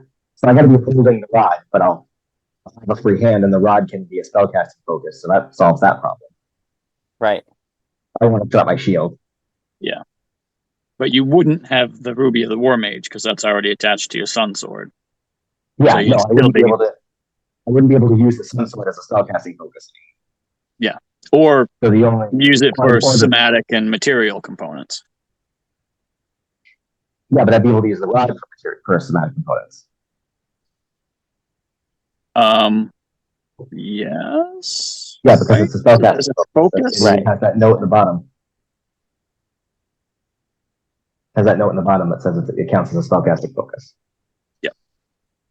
So yes. So then, I mean, if nobody else wants to object,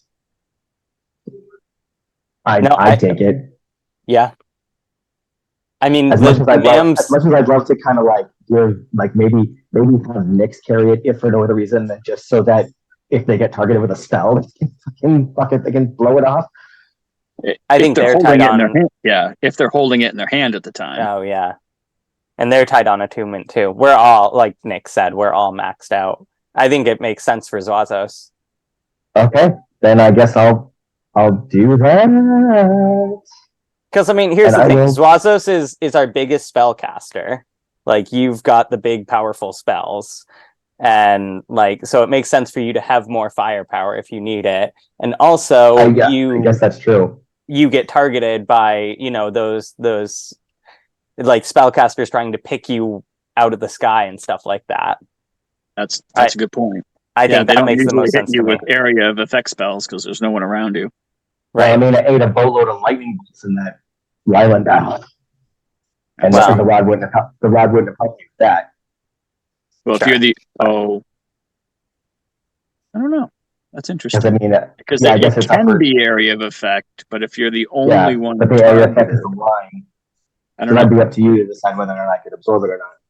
Yeah. But I'm kind of stoked to like just get this boatload of extra. Yeah. And I mean, it doesn't give a limit, so it doesn't say. You can create a spell slot only of a level equal or lower to than your own spell slots, up to a maximum of 5. So I can't make 6 level spell slots with it. That checks out. Yeah, I mean, okay. Yeah. Yeah, right. Like, you can only cast level 5 spells. Yeah. And I can like only cast up to 10 of them statically. That's awesome. Or a 5th level something. Yeah. It does say you can create spell slots. I'm admittedly, Nick, as far as the creation of spell slots with the rod, it doesn't give an action cost for it, or does it? And I'm just missing it somewhere. What? My impression was that it was like that happens as you cast the spell. Not that you're like refueling your spell slots. Like, my impression from reading it was that like you cast fireball in place of your slots. Okay. Right. Yeah, and it uses the energy from the rod instead of your spell slot. Right. Okay, cool. Yeah, and then I mean, depending on how many spellcasters, and if we keep up shit with the Zhentarim, depending on how many spellcasters we encounter between now and when I'm eventually able to get to the guy and find out what's waiting there for me, this thing might be used up. Yeah. Yeah, it's possible. But I probably. Yeah. I'm super stoked about this. Sweet. Yeah, that's it's 242. Cool. Yep. Okay. You want to identify the other one here real quick? Yes. Yeah, definitely. I want to find out. Yes. All right. Yeah, if we can identify that and maybe just see if Clog gets back to me, and then we can just say that we go to sleep and start with fighting or leaving, waking up. Start with waking up in the morning next time. Yeah. That sounds good.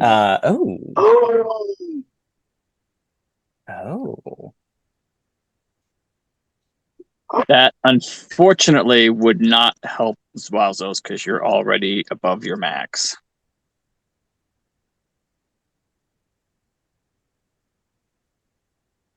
Well, shit.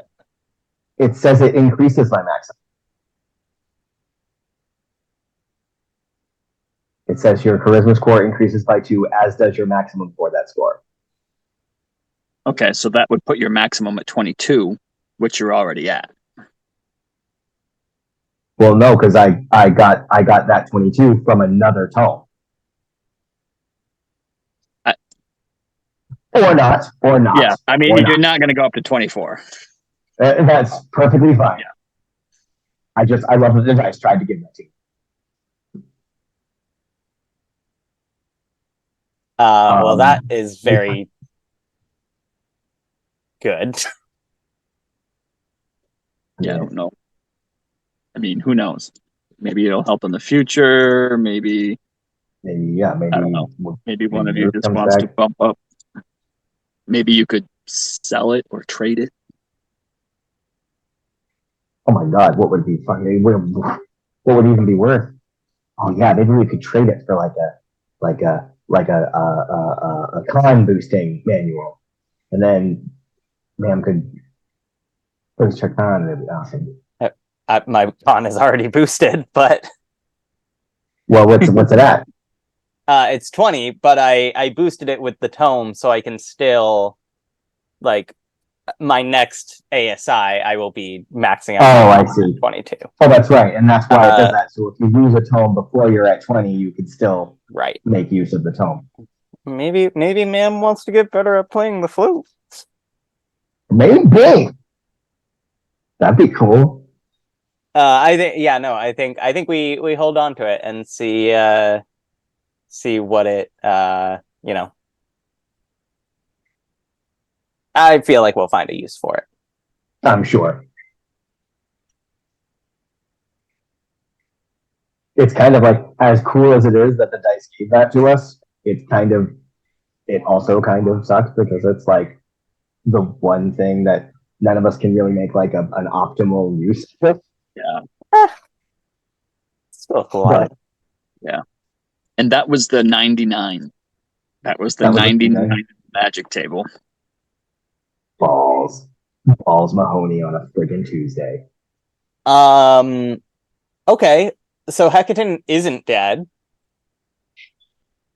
Oh yeah. That's pretty huge.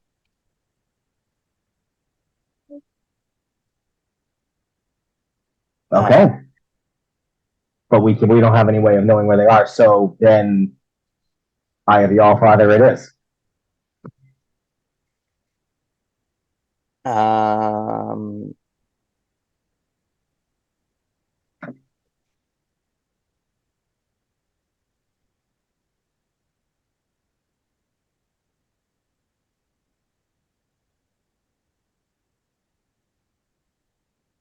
She said her cultists could meet us at the Eye, right? At the Eye of the Allfather. When I mentioned you had asked to meet at Neverwinter in the morning. Right, but earlier when I wasn't sure, she said they could be either, right? Yeah, if you want to. You can respond to her now too. This is her sending. Right, that's what I was thinking. Okay, so then I will, yeah.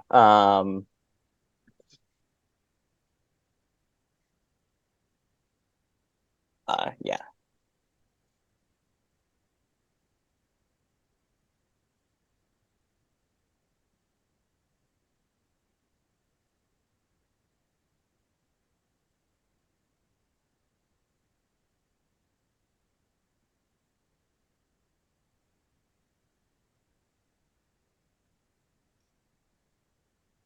Oh, Nick, how many levels of 1d10 is in the rod? Oh, let's find out. You want me to do it or you can do it? Oh, you can do it. No. Yeah, no, it's you. You can do it. I said before it even landed, I said you can do it. Okay. I mean, can I take the one? You want one level in the rod, not 10? That's just more than I can absorb, is what I'm thinking. Yeah, that makes sense. That's fine. If you just want the one. Yeah, I'll take the one. Okay. It has. Oh, we're gonna need another note. I can just make a note on it in my inventory. That I'm going to use a note. That way, either one of us Okay. track of it. Kind of like the ring of storing. Mhm. So Is this that will be under the notes red stuff? No. absorption. There's public levels. I'm just going to Yeah. put a 1 in here. There you go. 1. Oh, real quick, before we go to sleep, I would very much like to turn 2 second level spell slots into sorcery points. I didn't mean to do that. I have to unclick. And then create a 4th level spell slot.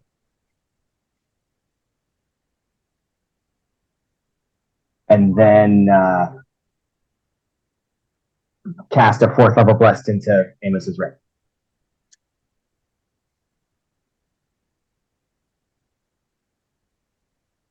So is that, should I make my own note of that also, or is that going to be in Amos's notes? It's in the ring of storing note. Oh, cool. I love it. And where do I find that? In the party sheet? notes. It's under player. It's on the right-hand side. It's a section. Okay, here we go. Cool. Awesome. I love it. I love it. I love it. Sweet. Okay. Oh, So so awesome. I am going to go ahead and long rest you, and you'll wake up. I'm not going to throw anything at you while you're sleeping this time. Okay. Can we do it real quick and see how much XP we got? I don't know that Eliza will actually hear this, but Ma'am goes and says to Nyx before they all settle down, you did a real good job organizing everyone and getting everything done. That was impressive. And goes off. They're half asleep.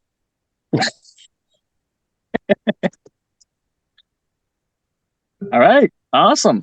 So that was fun.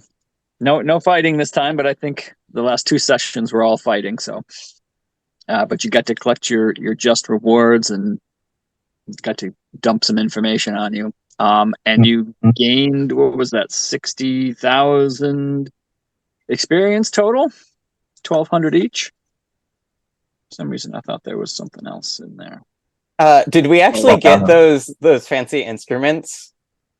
Oh, shoot! I didn't put those in your, but yes, you did. Let me party sheet. No, where's the parcel? That's what it is. Or access stuff. There you go. Well, he's gonna keep that. So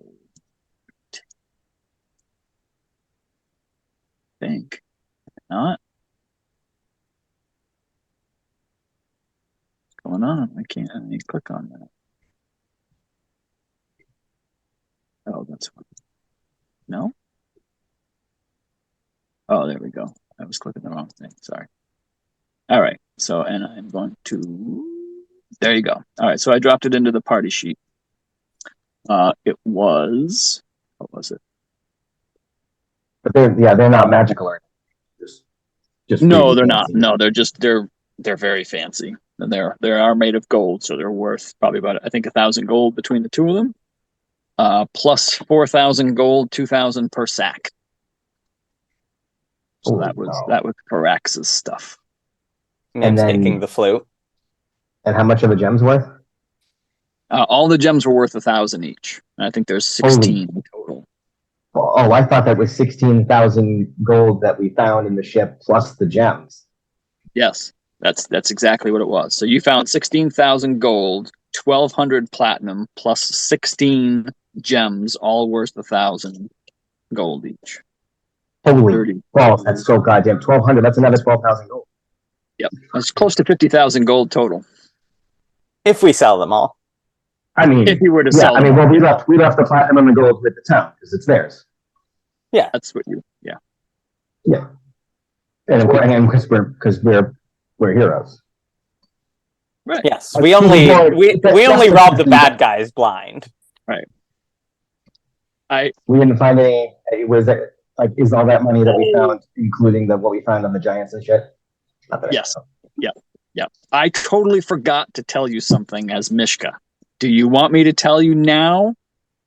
Or do you want me to tell you next session? He knows how the Zhentarim get their tattoos. Oh, I want to know. Oh yeah. You want to know? Okay. Yes, absolutely. Okay. So he tells you about a group called the Arcane Ink Setters. And they are a very small group. There's about 10 of them total that have figured out not only because anyone can do a spell rot tattoo. That just takes a magical needle, and you can do a spell rot tattoo, and then you can use that spell once. What the Arcane Ink Setters have figured out is how to make the energy permanent, so that the spell can be cast once per day rather than just once forever. So once these tattoos are placed, you can use that spell once per day. And these ink setters, there are 10 of them. 4 of them were snatched up by the Zhentarim, and now they're treated like kings, but they can't leave. So, and the other 6 have gone into hiding because they know the Zhentarim want them. And they're expensive. Mishka doesn't know how much Mishka doesn't know how much they cost because the Zhentarim covers the charge for their people. But he does know that the ink setters are paid half as much, but all their needs are like taken care of. Like it's this kind of like joke where they give them money, but they don't really have anything to spend it on because like they're trapped living as kings. Like they have anything they want, anything ever, but they just can't leave. But the actual prices, if you meet an ink setter, are high.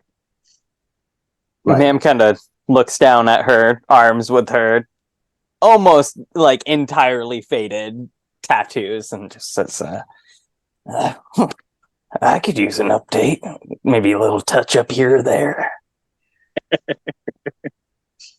I mean, my God. If you come across an arcane ink setter, you might want to check. That's got to be like 10,000 gold per level of the spell, I'm guessing. Well, it's close. That's a pretty good guess. It's close. It's so goddamn expensive. But imagine if we could give Nyx once per day greater invisibility for 40,000 gold. Once per day haste. That's what he has. That's what Mishka has. I'd be hesitant to do haste just because they suffer a level of exhaustion. Yeah, but how long is it? I mean, it's until you take a short rest at least, right? You need short rest. No, I mean, how long does I think it's just that they lose an action. Yeah. They lose one turn. It's not exhaustion. You lose your ability to take any actions on your immediate turn following the spell. No, you're right. I'm thinking of the frenzy rage. Yeah. So yeah, you lose one turn's worth of action, but but you get the extra action every turn. That's pretty insane.